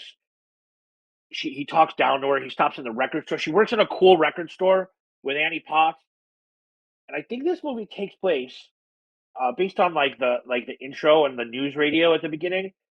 Like, I think it takes place in like Elgin, like, so suburban Chicago. Definitely suburban Chicago, but like there's mention of Elgin at the beginning when you're listening when she's listening to the news on the radio in the morning. Weird. I know that I listened to that, but like, no, but that's a yeah, good. That's a good. It is based in Chicago. It doesn't say exactly which city. It could be right. They never give. It could be They never Glencoe. gave it away. Well, then again, I don't know, because John Hughes, like he all his movies are based somewhere in Illinois, but he usually, like, he had Glencoe, I think, for Risky Business was based in Glencoe, but like most of them are Yeah. based in like suburbs of Illinois. So I don't know, but yeah, it is based in the suburb of Chicago. This movie, It's a great movie. It's a fun movie. It still holds up. People still go back to it. They still use some language in there that is kind of cringe at certain points, but I love it. Yeah, I like it a lot too. My mom actually loves this movie a lot. One of her favorite parts is actually Ducky when he comes into Otis's a little tenderness. And he Yep. comes and sings to it, and part is hilarious. And then Some sets off the alarm. yeah. Also, one thing that just for John Hughes movies, they have awesome soundtracks. They do. We know Don't Forget About Me from Simple Minds in Breakfast Club. This movie is If You Leave by Soundtrack Orchestra, Maneuvers in the Dark. Another classic sound. Like, these movies have perfect soundtracks that go along with them. One thing I did find very interesting was doing research for this movie was that the original ending was actually Andy was supposed to end up with Ducky, and the studio pushed back on that a lot. And John Hughes, which we'll find out, used it for another movie, but he really didn't like that. And when the original ending was going to happen, Molly Ringwald actually pushed really, really hard for Robert Downey Jr. to be Ducky. Wait, But did John Hughes push back and used it on another movie, you said? Yes. Can I guess what movie he used that on? Yes. Did he use that at the end of Some Kind of Wonderful? Yes. Yeah. That's totally why. Like, he totally switched around. He did his own ending in that movie. But yeah, for this one, she really wanted Robert Downey Jr. to play the role of Ducky. But when the endings were reversed and John Hughes pushed for John Cryer, she's like, "Oh yeah, it's fine. We can do John Cryer." And I think personally, I think nobody could be Ducky besides John Cryer. I think he played the role extraordinarily. I love Robert Downey Jr. as an actor, but I don't think he could have, as my brother would say, lace John Cryer's boots for this role. Well, in the 80s, Robert Downey Jr. was kind of like in Weird Science, he was kind of a dick. Yeah, I mean, but he had a big range of roles. I mean, he was always kind of like a weird character. Like, he was in Back to School. He played like an outcast in that movie. It's Derek. I mean, he's an exceptional actor. I just don't think he could have done like a Ducky though. Like I just think that John Cryer was perfect. There's like roles that are perfect for people, and I think John Cryer was perfect for Ducky. I mean, I completely agree with you. Let's move on to our next movie. I'll make it very clear. You slip me the cash, and I'll slip you the wiener. But I don't have any cash. Then I don't have a wiener. 1987's Adventures in Babysitting, directed by Christopher Columbus, who we talked about earlier. He's also directed Harry Potter, Home Alone. He wrote Gremlins and Goonies. Written by David Simpkins, who's known for The Adventures of Briscoe County Jr., Bruce Campbell vehicle, and Dark Angel series. It stars Elizabeth Shue as Chris, Keith Coogan as Brad, Penelope Ann Miller as Brenda, Vince D'Onofrio as Dawson, and Ron Cannon as Graydon. Basically, the title is what the movie is. It's a night of babysitting that goes haywire. It involves love from teen romance in it. All the struggles and whatnot of a dangerous city in Chicago, which I thought were hilarious. It's just a complete adventure movie. Personally, I give it a tier A. I think it still holds up pretty well. I really like this movie. There's a lot of funny scenes in it, and Elizabeth Shue was awesome in it. What do you think, Swell? So I recently watched this with the wife just to get caught up for this episode. And watching it, it feels like a low tier B, almost tier C movie to me. Like, I don't hate it, and I like it. I think it's fun, but it's not like the other movies where it takes place in Chicago. It does, but they filmed most of it in Toronto, and that annoys the hell out of me. It's Especially fun. this I like it. so. I know. I like it. It's goofy, fun. I would say it's a tier B. It doesn't quite reach tier C level. It just doesn't hold up for me as well as I thought it would. My goodness, I really like this movie. Another reason why I like it too is probably because Keith Coogan's in there, and he's in one of my other favorite teen movies. Which is, Don't Tell Mom the Babysitter's Dead. Yeah, it's Kenny, and it just makes me laugh every time I see him. Yeah, I don't think it's like a top tier A, but I think it's like borderline tier A for me. So I'm gonna stick with my tier A. I like it, man. Hey, that's what the great thing about these discussions are, is that we can disagree on this and still talk about it amicably. It's like almost the complete opposite of White Sox Twitter, where if you don't agree with me, then screw you. Not just White Sox Twitter, Cubs Twitter the same way. Cubs Twitter too. I don't know. I stay away from that, but God forbid we bring up Yoan Moncada, right? Yeah, same thing with Chris Bryant, man. But let's get into our next movie. Ronald Miller paid me $1,000 to pretend I liked him. What a deal, huh? 1987's Can't Buy Me Love, directed by Stephen Rash, who also directed the Buddy Holly story and my wife and myself's one of our favorite movies, Son-in-Law. It stars Patrick Dempsey as Ronald and Amanda Peterson as Cindy. Movie basically shows topics of fitting in, doing what it takes to fit in, even though extreme measures, also being true to yourself. And this movie was actually remade in 2003 with Nick Cannon and Christina Milian. Fart noise. Yeah, it was bad. This movie, I think, it's kind of like tier B for me. It isn't horrible, it isn't great, but I think it's good for a time. It does have like a decent message of just stay true to yourself. It does show some teen aspects of teen struggles anyway, of I can't fit in, what do I have to do to fit in? But Ronald kind of becomes an asshole in this movie when he gets popular. So I guess it also shows a lesson that, just be true to yourself is the most important thing. What do you think, Swell? I would definitely agree it's a tier B movie. I love it. I think it's super fun. It's also the first time that I think I ever saw Seth Green. He plays Ronald's little brother. Mm-hmm. Yeah, I enjoy this movie a lot. It reminds me of like my aunt. My aunt loved this movie a lot, and she would watch it constantly. It's pretty straightforward. It's a tier B movie. Yeah, and then it has Patrick Dempsey, who went on to become Dr. McDreamy. Yeah, fart noise. All right, let's get into our next one. No, I didn't know Jens lived in a hen house. Did you know that? Jeez, must be a hen house because I don't see nothing but chicken shit. One of your favorites. Well, 1987, Some Kind of Wonderful, directed by Howard Deutsch, written by John Hughes, starring Eric Stoltz as Keith, Mary Stuart Matterson as Watts, Leah Thompson as Amanda, and Craig Sheffer as Hardy. Also has Elias Costas as a bully in the movie, which is he's pretty hilarious. What's his name? Swell. Wilbur, or something, Yeah. or something like that. He's hilarious though. To me, this movie I thought was very good. I think this is what John Hughes had envisioned for Pretty in Pink, as I mentioned earlier. It's a lot of similarities, but it has a guy's perspective to it.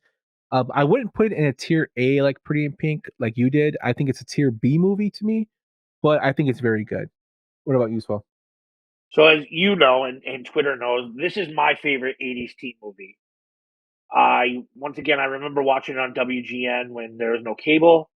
So I kind of became infatuated with this movie. I love it. I think Leah Thompson is fantastic, smoking hot 80s like icon. Eric Stoltz is great. I think that Craig? Sorry, Craig Sheffer, Hardy. Craig Sheffer as Hardy Dean. Yeah, I think he's a perfect 80s dirtball. The party scene at the end where you said Elias is a bully, but he actually turns out to be like friends with Eric Stoltz at the end of the movie. They like kind of bond in detention and become friends. I think it's a fantastic movie. It's my favorite 80s movie. It's not elite. yeah, I thought it was very good. But it's just It's not. a very high tier B. It's not elite, but it's my favorite watch. Yeah, and actually, just looking up while you were talking, Elias Costas' name, and they have him as Skinhead. That's not his name in the movie. I think something with a W, Wilbur or something like that. Um, it's funny. I do you can see the similarities in Pretty in Pink with this movie. But John Hughes, this movie actually was a turning point in John Hughes' career, and actually Molly Ringwald's career. Molly Ringwald was actually offered a role in this movie, and she turned it down. And John Hughes was very hurt by that, and they never worked together again because of that. Also, like we were talking about earlier with Pretty in Pink, this is the original ending that John Hughes wanted for his movie. So I think that's kind of interesting. And the fact that the director, Howard Deutsch, actually marries Leah Thompson. This is where they first met and fell in love. Really? Yeah, so I thought that was kind of cool. No, that's super fun. I love this movie. It's a tier B movie for me though. It doesn't have the impact that the others do, but it's my favorite to watch. Absolutely. Yeah, it's a very good movie. I watched it yesterday just to do a refresh of it. But yeah, it's enjoyable. And Watts can beat somebody's ass, dude. She's awesome. And she plays the drums. Yes, which is even more awesome. But let's move on to our next movie. He wanted to be a member of the most powerful clique in school. If I wasn't already the head of it, I'd want the same thing. Heather is 1988 released. Directed by Michael Lehman, who also directed Hudson Hawk, Airheads, 40 Days and 40 Nights. It was written by Daniel Waters, who's known for writing Hudson Hawk, Batman Returns, and Demolition Man, the classic right there. Starring Christian Slater as JD and Winona Ryder as Veronica. This movie to me is, for one, it's a black comedy, so it's not meant to be taken completely serious. It's about being popular. It really dives into a lot of teen issues, their looks on homosexuality, the looks on suicides, uh, basically being bullied. Fitting in again is a big point of the movie. I like this movie. To me, I don't know if it holds up. I can see it in it because it's inspiring movies in the future. It kind of reminded me of an older Mean Girls with less violence. That's the kind of feels I was getting from the movie. So I would give it a tier B for me. What about you, Swell? Yeah, it's a tier B for me too. If I should love this movie because it's dark and it's weird, and Winona Ryder is awesome. Christian Slater is awesome. But it's still just a tier B movie for me. That's all. It's pretty straightforward. Yeah, it's just like surprising of the time because of the issues that it tackles, but it's kind of crazy. I mean, like it's legit. When you look up black comedy, this is legit it. But yeah, it's definitely tier B. But let's move on to our next movie. It's the last game of the season. You could maybe get in for a couple minutes. You want to play? Yes, please. No, you don't. Johnny Be Good, 1988, it was released and directed by Bud Smith in his only directing role. He's more known for being an editor on movies such as Exorcist, Flashdance, The Karate Kid, and Darkman. This stars actually Anthony Michael Hall as Johnny Walker, Robert Downey Jr. as Leo, Paul Gleason as Wayne Histler, and Uma Thurman as Georgia. This movie, it basically centers around the pressures of being a teen athlete and having to choose where to go to college if you're a very good teen athlete, and the pressures of your coaches and parents and family. Why don't you run with this one, Swell?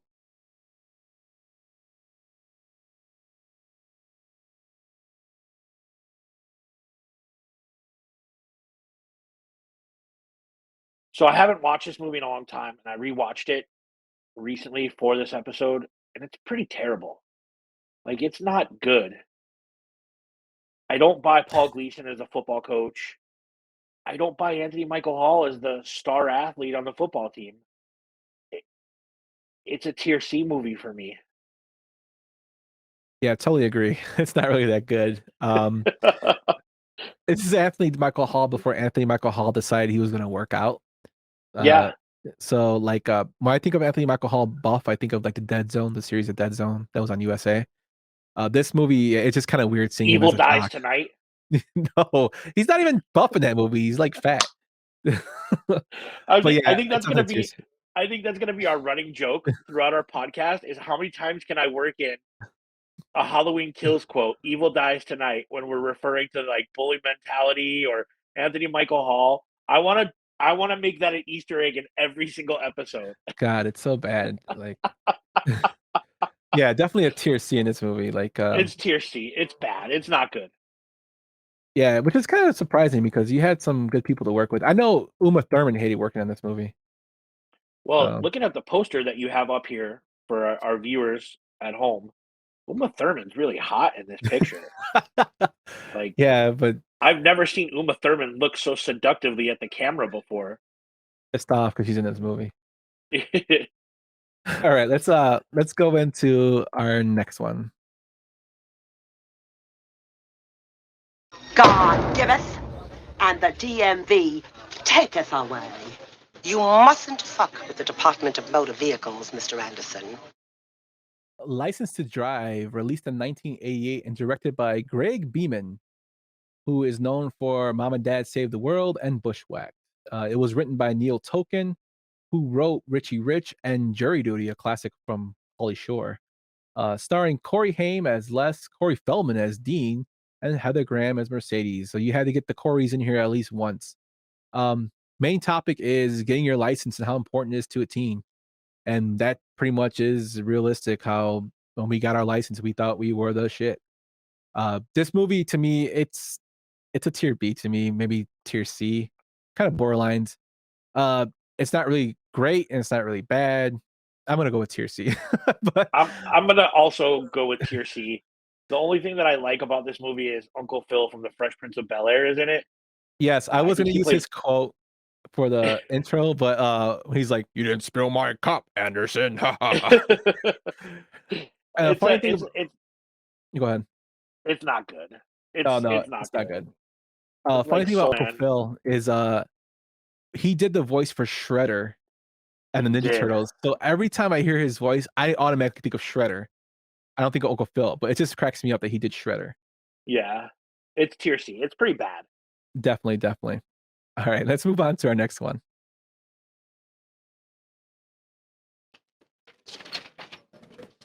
Hey, Kimo, you proud of me? I'm the first dude here. What's calculus? 1988 Stand and Deliver, written and directed by Ramon Menendez, known for Money for Nothing, Gotta Kick It Up, and Tortilla Soup.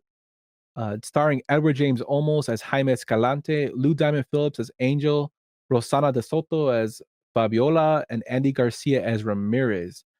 This movie includes a lot of things dealing with more of a minority class. It's one of the few movies actually from the 80s that deals with the cultural background of a minority, dealing with racial identity, showing it really pushes that showing hard work pays off and how a system can sometimes be against you just for your color of your skin or ethnicity.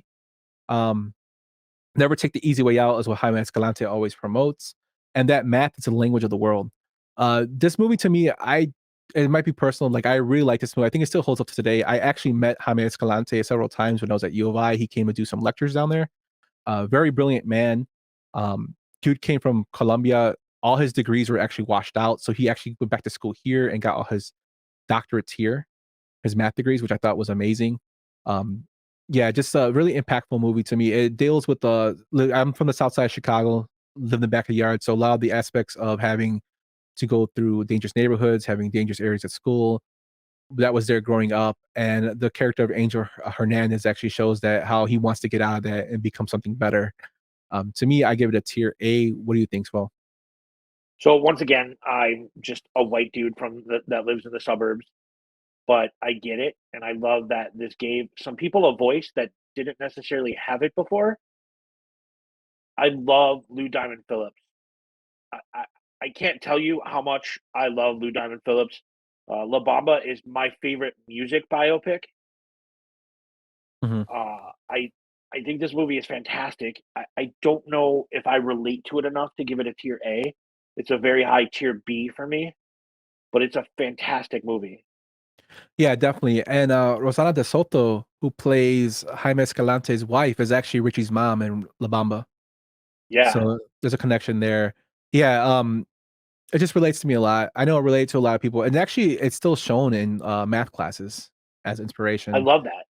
So, but yeah, just great movie. Andy Garcia is in there, and his interaction with James Olmos is hilarious What when was he the tells. quote that you said about math like a minute ago? Oh, math is a language of the world. It's That's funny one. because Mhm. they use a similar quote in Boys in the Hood, which I think we will probably talk about on our Mhm. '90s teen movie episode.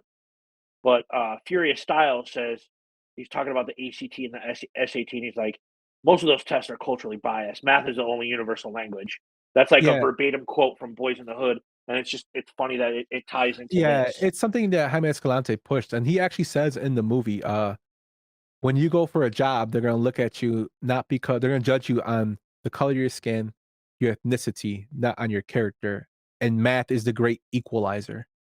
So he pushes that. And Garfield School, high school, which is where this movie takes place in Los Angeles, was not really a well uh, known academic school until Jaime Escalante actually took over the calculus department and the math department. Then this movie actually explains why when their scores were so high, all his students passed the uh, exam, the AP exam, they were investigated because they weren't matched. Their scores were even higher than schools in Beverly Hills, and he felt it was discrimination, which it probably was. But it's a tremendous story because even after this movie takes place, like his numbers doubled and tripled to a number of students that actually passed the exam, which I thought was pretty crazy. Great movie. Yeah, great movie. Also, Edward James almost got nominated for an Oscar for this movie, so I mean, it's probably his best role. But let's go into the next movie. Bill, my friend. Yes, Ted, my friend. This has been a most excellent adventure. 1989's Bill and Ted's Excellent Adventure, directed by Stephen Herrick. He did Don't Tell Mom the Babysitter's Dead, Mighty Ducks, Three Musketeers, Mr. Holland's Office, and starring Keanu Reeves as Ted, Alex Winter as Bill, and George Carlin as Rufus. Topics are basically making education in a fun way in high school. Take it away, Swell. What do you think?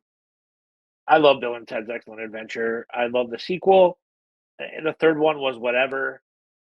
I think this is a fun movie. San Dimas High football rules, but it's a tier B movie for me. It's not elite. It doesn't stand out like those other ones do, but it's still a fantastic, fun, absolutely '80s teen movie. George Carlin was amazing in this movie. Yeah, totally. As Rufus, totally tier B for me. The characters I think are more important than the message it was trying to send. As far as teen movies, because Yeah. they were so loved that they actually recreated Bill and Ted Face the Music for the third one, which is not a great movie, but it's not horrible either. You just want to see what No. the characters are doing with their lives. But yeah, I like this one. I love Bogus Journey, especially the Grim Reaper in that movie is hilarious as William Sadler. But Yeah. yeah, this movie is a strong tier B for me. It's not nothing special, but it's okay. Let's go into our next movie. Now, when you're destroying your brain cells, you're doing the same thing as killing yourself. You're just doing it slower. Now, I say if you want to kill yourself, don't fuck around with it. Go in and do it expeditiously. 1989's Lean on Me, directed by John G. Avildsen, who was known for the Rocky movies, starring Morgan Freeman as Joe Louis Clark and Robert Guinier as Dr. Napier. Topics in this movie are drug use, challenging yourself, and coming from bad situations. This movie, unfortunately, was made right after Stand Deliver. I think this movie does do a little bit more better of presenting the more bigger issues of the actual high school as a whole. I don't think it holds up as great as Stand Deliver would, but again, this is more dealing with issues as a whole than it is as a separate class in terms of math. This movie gets a tier B for me. What do you think, Swell? Yeah, I think it came out at an unfortunate time. Like I said, pretty similar. Like you said, pretty similar time. Tony Todd's in it. Candyman's in it. I think he plays a Yes. security guard. Mhm. It's a good movie, but it's definitely tier B. I love Morgan Freeman. I love, just like Dangerous Minds. Like a lot of these movies kind of just get lumped in my head. Yeah. Obviously, Stand and Deliver had like a little bit more emotional impact for you, which I think is super cool. But a lot of these movies just kind of like get lumped in together to me, if I'm being honest. Yeah, I mean, I could see that. And Morgan Freeman's a great actor. I think he did a great job as uh Joe Louis Clark. I just think that it's kind of this movie was like I said, it was just too. It just came right after Stand and Deliver, so it's going to be constantly compared to it. And not saying Yeah, it's like 10 years on. It actually came like a year later. So yeah, it's just to me that's why it's a tier B. But with that, let's move on to our next movie. She gave me a pen. Gave me my heart and she gave me a pen. Say Anything from 1989, written and directed by Cameron Crowe, starring John Cusack as Lloyd, Diane Court as Lone Sky. Ione And Sky as this Diane guy, Court. Yeah, yeah, I put Lone for some, put an L in there for some reason. Topics are being good to one another, parent pressures, the iconic scene of In Your Eyes on the Boombox by Peter Gabriel. It's probably been parodied God knows how many times in movies. A movie basically about love. Cameron Crowe is kind of like I think Cameron Crowe is very good at expressing how teenagers feel, especially since he was around them a lot doing his undercover work. He's very good at a writer at that. I think this movie, to me, this movie's a tier A for me. I think it transcends a lot. It's really just deals mostly with heartbreak and not knowing what to do with your life and what you do when your first love dumps you. Um, that's just my opinion. What do you think, Swell? I think you nailed it. Like the boombox scene is iconic with Peter Gabriel. It's been copied multiple times in music videos and Family Guy and anywhere that will do it. Lloyd Dobler was the dude that everybody kind of wanted to be like. He had the Clash T-shirt, he had the long jacket, he took kickboxing, he was edgy. Diane Court was like the popular valedictorian. Frasier's dad was her dad. Yeah. Um, I love we call him Fraser's dad. he'll always be Frasier's dad. He's been in 100 things, but he'll always be Frasier's dad. Definitely. I love Cameron Crowe movies. I love Almost Famous. I love Say Anything. I even freaking like Vanilla Sky. I like Cameron Crowe movies. This is absolutely tier A for me. The soundtrack's good. Yeah, I think Eric Stoltz is in this movie too, isn't he? I think so, yeah. He plays he throws the party where Lloyd is the designated driver. Yes, yes, I believe he is in there. Yes, yes. Yeah, I love Say Anything. I think it's fantastic. Yeah. Yeah, it's a classic to me, and like we were saying, it's been when something is parodied so much and puts that influence on pop culture, like it has to be a tier in my opinion. Like this movie is parody a lot.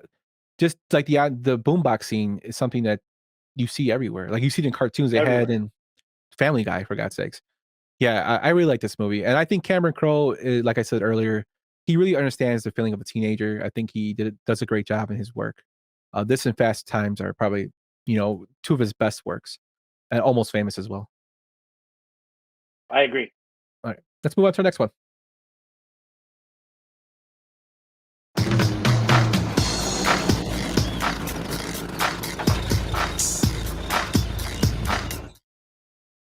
(1989's) Uncle Buck, written and directed by John Hughes, starring Who?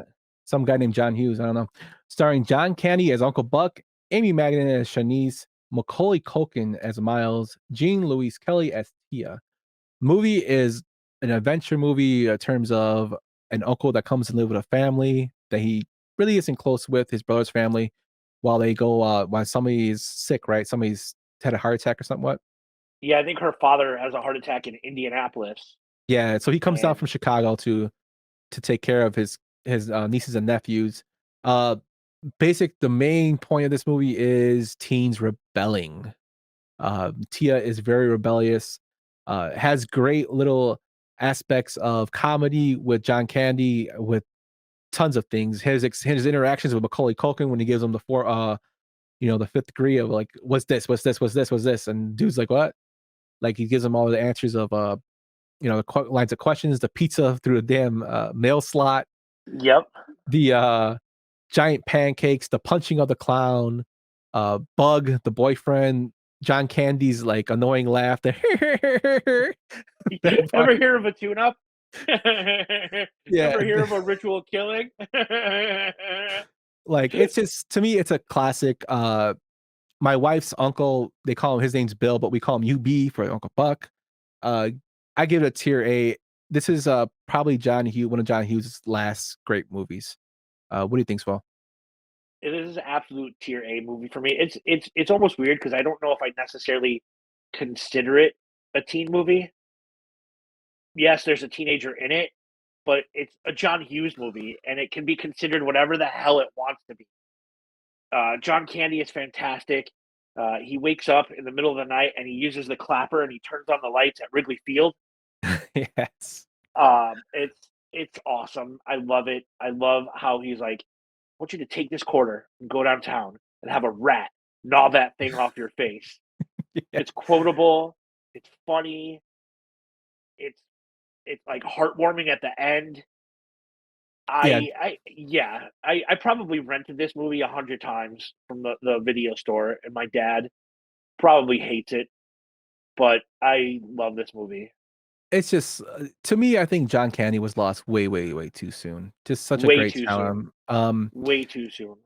Like just the writing, it just shows you the range of John Hughes. Like, yes, he's known for teen movies. This mostly does have a teen aspect to it with the rebellious niece, but just like he went from to a more family movie, and this is like Yeah. it's that realm as well. I mean, to Well, me, it's Planes, Trains, and classic. Automobiles too, like, wasn't a teen movie. Like, he Mhm. transitioned. He grew up. He didn't want to write just teen dialogue, and he grew up. And this and Planes, Trains, and Automobiles kind of shows exactly like that. Yeah, totally. Um, I would love to do a deep dive on John Hughes further down the line for the episode. There's so much to go Oh, into him. you and I'll talk. Absolutely. All right. So that actually is the end of the movie list we had, but we do have some questions, as Swole had mentioned earlier. There's particular movies in the 80s that are they really considered a teen movie? Now, we won't have to rank these, but we're going to go through a couple of them and let us know at Yumper and Swole on Twitter and tell us what you think. So the first one we're going to start off with is Well, I'm Mrs. Voorhees, an old friend of the Christies. 1980's Friday the 13th, directed by Sean Cunningham and starring Kevin Bacon as Jack, Betsy Palmer as Mrs. Voorhees, Adrian King as Alice. This movie is a horror movie. Not really a stereotypical teen movie, but it has teens in it, and I think to me personally, it should be considered a teen movie because it started like the real Halloween set the standard. This movie took Halloween and went a little bit above and beyond with the gore on that. And I think it's something that's still going on today with the teen movies as this movie is being remade with sequels and sequels and sequels. Like, what do you think, Swell? No, this is not a teen movie. This is a horror movie. The horror movie label takes precedent over the teen movie. This is an absolute horror movie. But they can't be merged. They can't be like there's like No. horror comedies. There's horror teen movies. Sorry. There's a line in the sand. This is a horror movie. Oh my goodness. Nah, I think it's a teen movie. But the horror movie with teen aspects, dude. The counselors, man. You gotta look up the counselors. All right, let's go to our next one. Oh man. That seducer and spoiler must be stopped. He's extremely dangerous. 1981's Porky's, directed by Bob Clark, starring Dan Monahan as Pee Wee, Nancy Parson as the Ballburger, and Kim Cattrall as Miss Lassie. This movie was set in 1954, so it's not your typical teens movie. This movie, personally, I think it's if we had to go grade it, it'd be a tier C. It's just very raunchy. There's some funny parts in it, but most of the comedy is kind of like it doesn't really transcend good. What do you think, Swell? I would agree. I also wouldn't consider it an 80s teen movie. Like, it would be tier C. It's funny. It's got some moments. I'd rather watch American Pie. I'm not gonna lie. Yeah, I think American Pie is what this movie should have been. Yeah. Yeah, I think it took like 3 tries with the Porky sequels to get American Pie. But agree. yeah, I'm not a big fan of Porky's. And with that, we'll move on to our next one. Stay gold, pony boy. Stay gold. 1983's The Outsiders, directed by Francis Ford Coppola, based off the book by S.E. Hinton, starring an all-star cast of C. Thomas Howell, Matt Dillon, Ralph Macchio, Patrick Swayze, Rob Lowe, Diane Lane, Emilio Estevez, Tom Cruise, and Leif Garrett. The movie is based in 1965, which means is it an 80s teen movie? I don't know if it's an 80s teen movie, but it's definitely a teen movie in my opinion. What do you think, Swell? I would agree with the way you just phrased that perfectly. It's not an 80s teen movie, but it's a teen movie, and it's a fantastic teen movie. This would have been, if it was on the list, a tier A. It's a great movie. I love every single thing about it. I just bought the director's cut, where it kind of stays a little bit more truer to the book. It's perfect. It's perfect. I remember my dad never paid for movie channels when we had cable, but for some reason, we got Encore for free. And it was on Encore all the time. And I discovered this movie that way. And I love every single thing about this movie. This would have been easy tier A for me. Yeah, definitely. It's a classic. The book is very good. I've read the book for high school. I've read it on my free time. Now I have a question for you. Mm-hmm. The book is good. I love the book. Do you like The Outsiders, Tex, or Rumblefish more in terms of the book? I like Rumblefish better. I loved Rumblefish as well. Wow. And I actually liked Rumblefish the movie. I just like Rumblefish the book better. They say the book is better than the movies most of the time. That's the reason, because there's a lot of things in a book. There's a lot more building in a book you have to do than a movie, and it would take forever to do in a movie. But yeah, I like the text better, and I like Rumblefish. But the movie is very good, and the cast it has that's like all-star, like superstar cast. You have Matt Dillon's been in all 3 of them, right? He was in Tex, he was in Rumblefish, and he was in The Outsiders. Yeah, Matt Dillon was like the mainstay of those. But even you have Emilio Estevez in this movie, Ralph Macchio. Like, this is like 80s galore. Patrick Swayze. It really is. Rob Lowe, like a young Tom Cruise. Like, this movie to me, and I really like it. I think Ralph Macchio played Johnny very good. Like, it was a perfect role for him. C. Thomas Howell, I think this is probably his best role. Soul Man was a close 10th, but I agree. But yeah, this is probably Soul Man was awful. We had a conversation about that. Soul Man was awful. Oh, it's a horrible movie. I just think it's hilarious that like they thought it was okay to make that movie, and use C. Thomas Howell actually signed on for it, which totally ruined his career. But yeah, this is a definite classic. So let's move on to the next one. Welcome to my world. 1984's Nightmare on Elm Street, directed by the late great Wes Craven, also written by him, starring John Saxon as the dad Don, Heather Langenkamp as Nancy, Johnny Depp as Glenn, and Robert Englund as Freddy. Now, if we're going by Swole's rules, this is a horror movie, so it's not a teen movie. The reason I wanted to put it on there is because teen and high school is actually a big aspect of this movie. So if I have to go by what I said earlier, I think it's a teen movie. Go ahead, Swole. No, absolutely not. This is a horror movie. This is an iconic horror movie. If we're ranking horror movies, this is like on the Mount Rushmore of horror movies. This is a horror movie, not a teen movie. I'm sorry, man. I don't make the rules. I just go by them. Yes. It's the gold standard, I think, of horror movies. Like, I would say, Yeah. it's the gold standard. Wes Craven is just awesome. Yeah. There's not really much more you can say about that. And I think, down the line, we'll probably do a deep dive into these movies eventually. All right, let's go on to the next one. Welcome to Fright Night. For real. 1985's Fright Night, written and directed by Tom Holland, who's also known for other great movies such as Child's Play and Thinner. And Spider-Man. Yes, Spider-Man as well. Starring Chris Sarandon as Jerry, William Ragsdale as Charlie, Amanda Bierce as Amy, Roddy McDowell as Peter Vincent, and Stefan Jeffries as Evil Ed.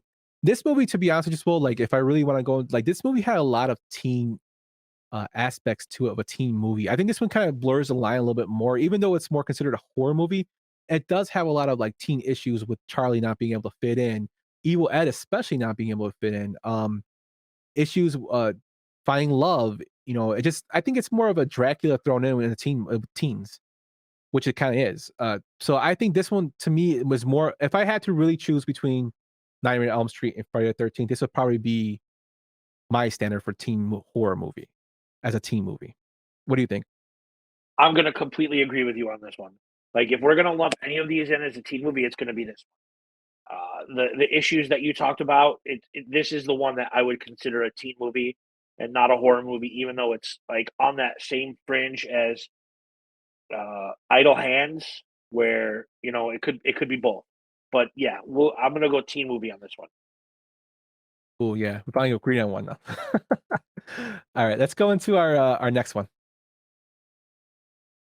I bet you anything that if we find him, we'll get our pictures in the paper. Yeah, we can even be on TV. Sure, we'll be heroes. Yeah. 1986's Stand By Me, directed by Rob Reiner, who is also known for directing A Few Good Men and several other movies. And this movie is based on a story, The Body, by Stephen King. It stars Will Wheaton as Gordy, River Phoenix as Chris, Corey Feldman as Teddy DeChamp, Jerry O'Connell as Vern, and Kiefer Sutherland as Ace. This movie was actually based in the 1950s, and I'm going to throw the same thing I did for The Outsiders. This movie to me is a tier A movie if we had to judge it. I think it is totally a teens movie. It's just not a 1980s teens movie. What do you think, Spo? Once again, we're totally in sync on this. This is an absolute elite teen movie. The cast is fantastic. What was Will Wheaton's character's name again? Gordy. Gordy. Who played Gordy? Will Wheaton. Gordy. Will Wheaton. Wheaton. Sorry, you got to say it like Stewie. It's Will Wheaton. I love this movie. I love Kiefer Sutherland in it. He's such a dick in this movie. Definitely. John Cusack's also in this movie. Yes, he plays Gordy's older brother who passes away. I love this movie immensely. It's just a fun, weird trip with your friends and how you grow apart. It would have been like a tier A elite movie, but it's not an 80s teen movie, just a teen movie. Yeah. And Stephen King actually loved this rendition of his story so much. He told Rob Reiner it was probably the best, at the time, the best rendition of his work he's ever seen. Yeah. And he uses character like Ace is actually, I don't know if you read King, but Ace is he shows up in other works, right? Yeah, he shows up in Needful Things. Yep. And they talk about Teddy the Champ and they talk about Vern in that book. But yeah, just like I just love his use of characters. Another like an all-star cast, Corey Feldman. Corey Feldman of the 80s is really underrated in the way he acts. Like I think he's a very good actor for his age then. There's a weird, like, I don't know, for a kid that was just 14 or 15 when this movie was made, maybe even younger. Corey Feldman has this relationship with his dad that you could tell that like it hurts him, and he's worried about his dad, but he also doesn't want to be treated like shit. It's really good, and River Phoenix just went way too early. Definitely. Yeah. This is basically a perfect movie. Yeah, it's got comedy, it's got a lot of serious drama in it. And it touches upon a lot of aspects of, kids that kids deal with today. Like you said, Teddy the Champ had an abusive father, but that's still his dad. Like there's a part where he gets into it with the junk man, with Choppy. He calls him With the the loony. Yeah, calls him a loony, and he goes fucking ape shit. Like it just shows like, it really relates to a lot of things people can be going through. And that's why I think it would be a teen movie. But let's go on to our next one. Just give me a second. You're his father, and I'm his son. I'm your son. I'm sleepy. Yeah. Get out. I'll call the police. 1987's Less Than Zero. It's directed by Marek Konevitska, based off the book by Bret Easton Ellis, and it stars Andrew McCarthy as Clay, Jamie Gertz as Blair, and Robert Downey Jr. as Julian. This movie, I don't know, I would consider it a teen movie personally because it has a lot of aspects of what teens were going through and real life situations.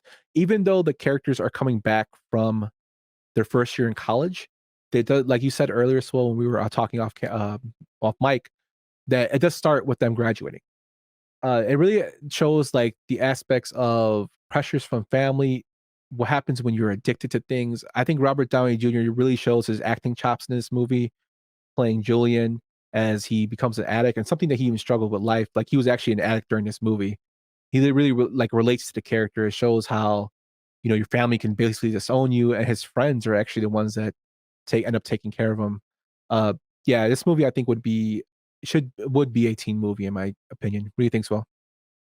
Yeah, I would agree. Like it starts off with the kids are teenagers, and even sometimes when you come back home from your first year of school, you're still 18 or 19. It's a great movie. I've read almost every book that Bret Easton Ellis has written. That dude's got some issues, man. Like he wrote American Psycho, he wrote Less Than Zero, he wrote a bunch of movies that or a bunch of books that got turned into movies. He's done a lot of cocaine.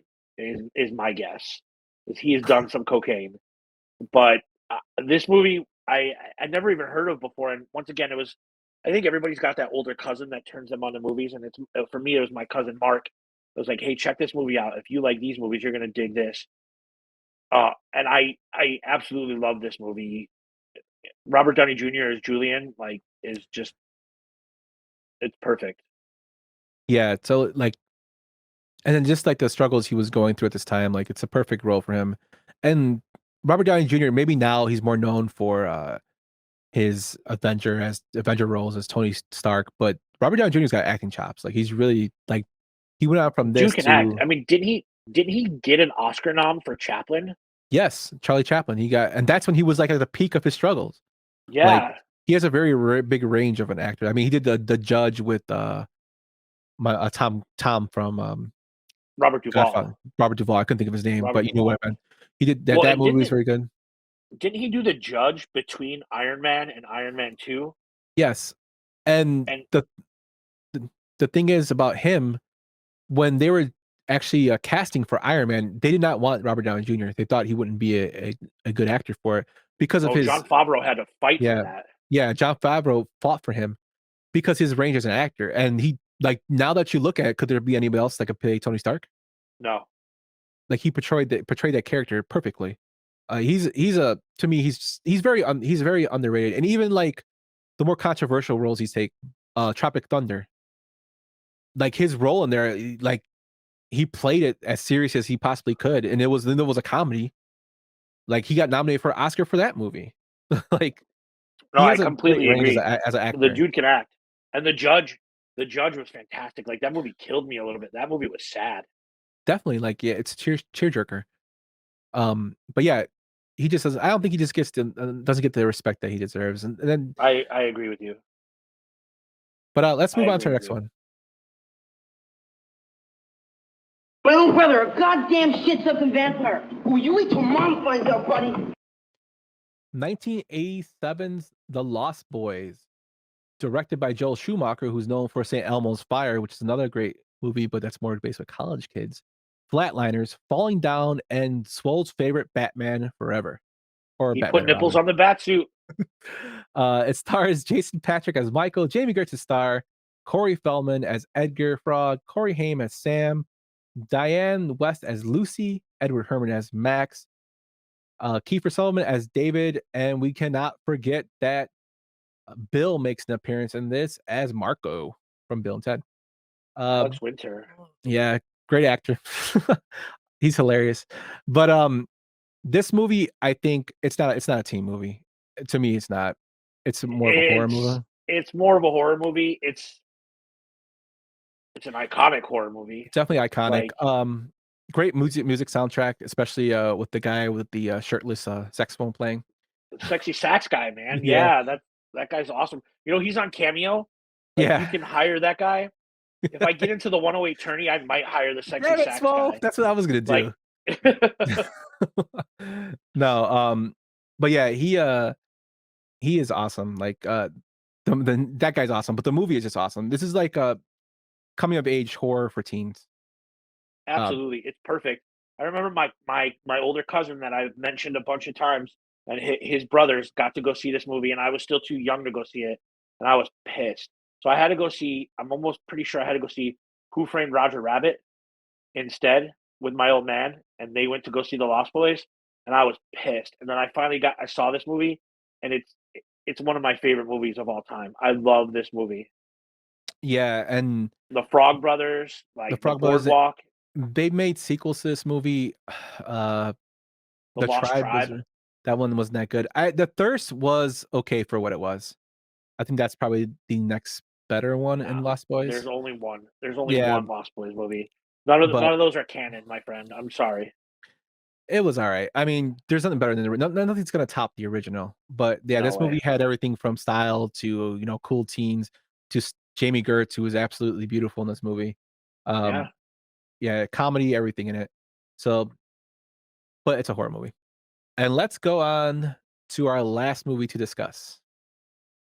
I stand upon my desk to remind myself that we must constantly look at things in a different way.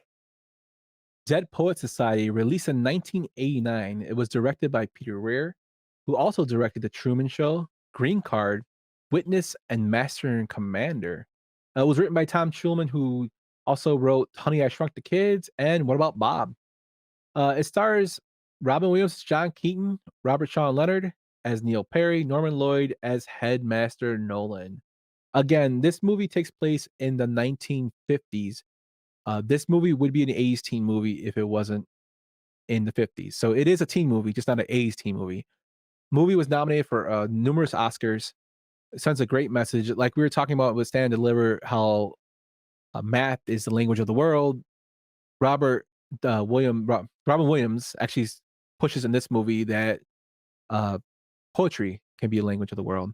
And it follows about expressing yourself and being individualist and following your dreams and pursuing passions.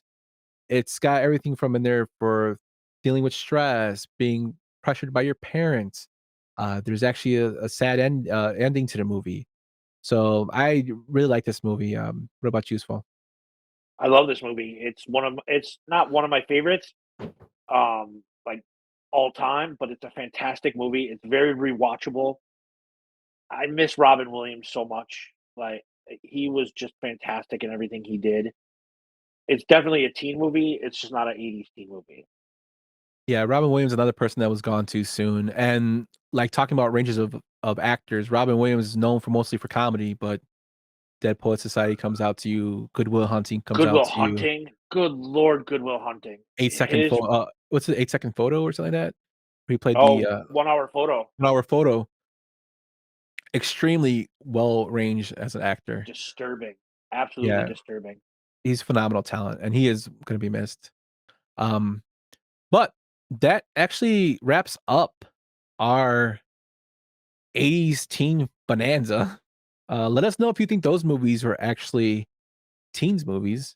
If you agree with me or Swell, let us know what your ratings of the other movies are. Check us out at Yumper and Swell on Twitter and at Instagram, Yumper and Swell, and at Tanny Glove on YouTube. Swell, you got any closing remarks?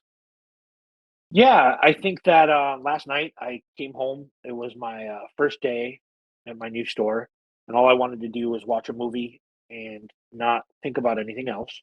Just because it was a lot, I dealt with a lot of people, and I deal with a lot of people every day. And I watched American Underdog, a Kurt Warner story, and I did that so you don't have to, because it was bad. Classic. It was bad. I thought it was going to be a football movie, and maybe even if it was bad, it was still going to be good. It turned out to be a Jesus movie. I could have told you that, dude. I knew it was going to happen, but I wasn't ready for it, and it turned out to be a Jesus movie and a faith-based movie. If you don't have to, avoid it at all costs, but I will watch those movies, so you, my friends, don't have to watch those movies. And with that, I can't wait to see you guys next time. Follow us on Twitter. Let us know what you're watching. We want to know what you're watching. We want to know what we should watch, because we can't watch and see everything, or we might miss some things. And that's really all I got to say. We'll see you guys in a couple weeks. We will record every 2 weeks. And thanks for listening. Yeah, I echo what's supposed to. Let us know what you guys feel about everything. Thank you so much for listening. I know this is a little more beefier episode. If you like this, let us know. And we're always open to hearing everything from our listeners and whatnot. But yeah, with that, you guys have a great day, night, morning, whatever you guys listening to this. And we'll catch you later. Peace out. Thank you for listening to Yumper and Svo at the Show podcast, a Tan and Glove production. That's it. I'm getting out of here.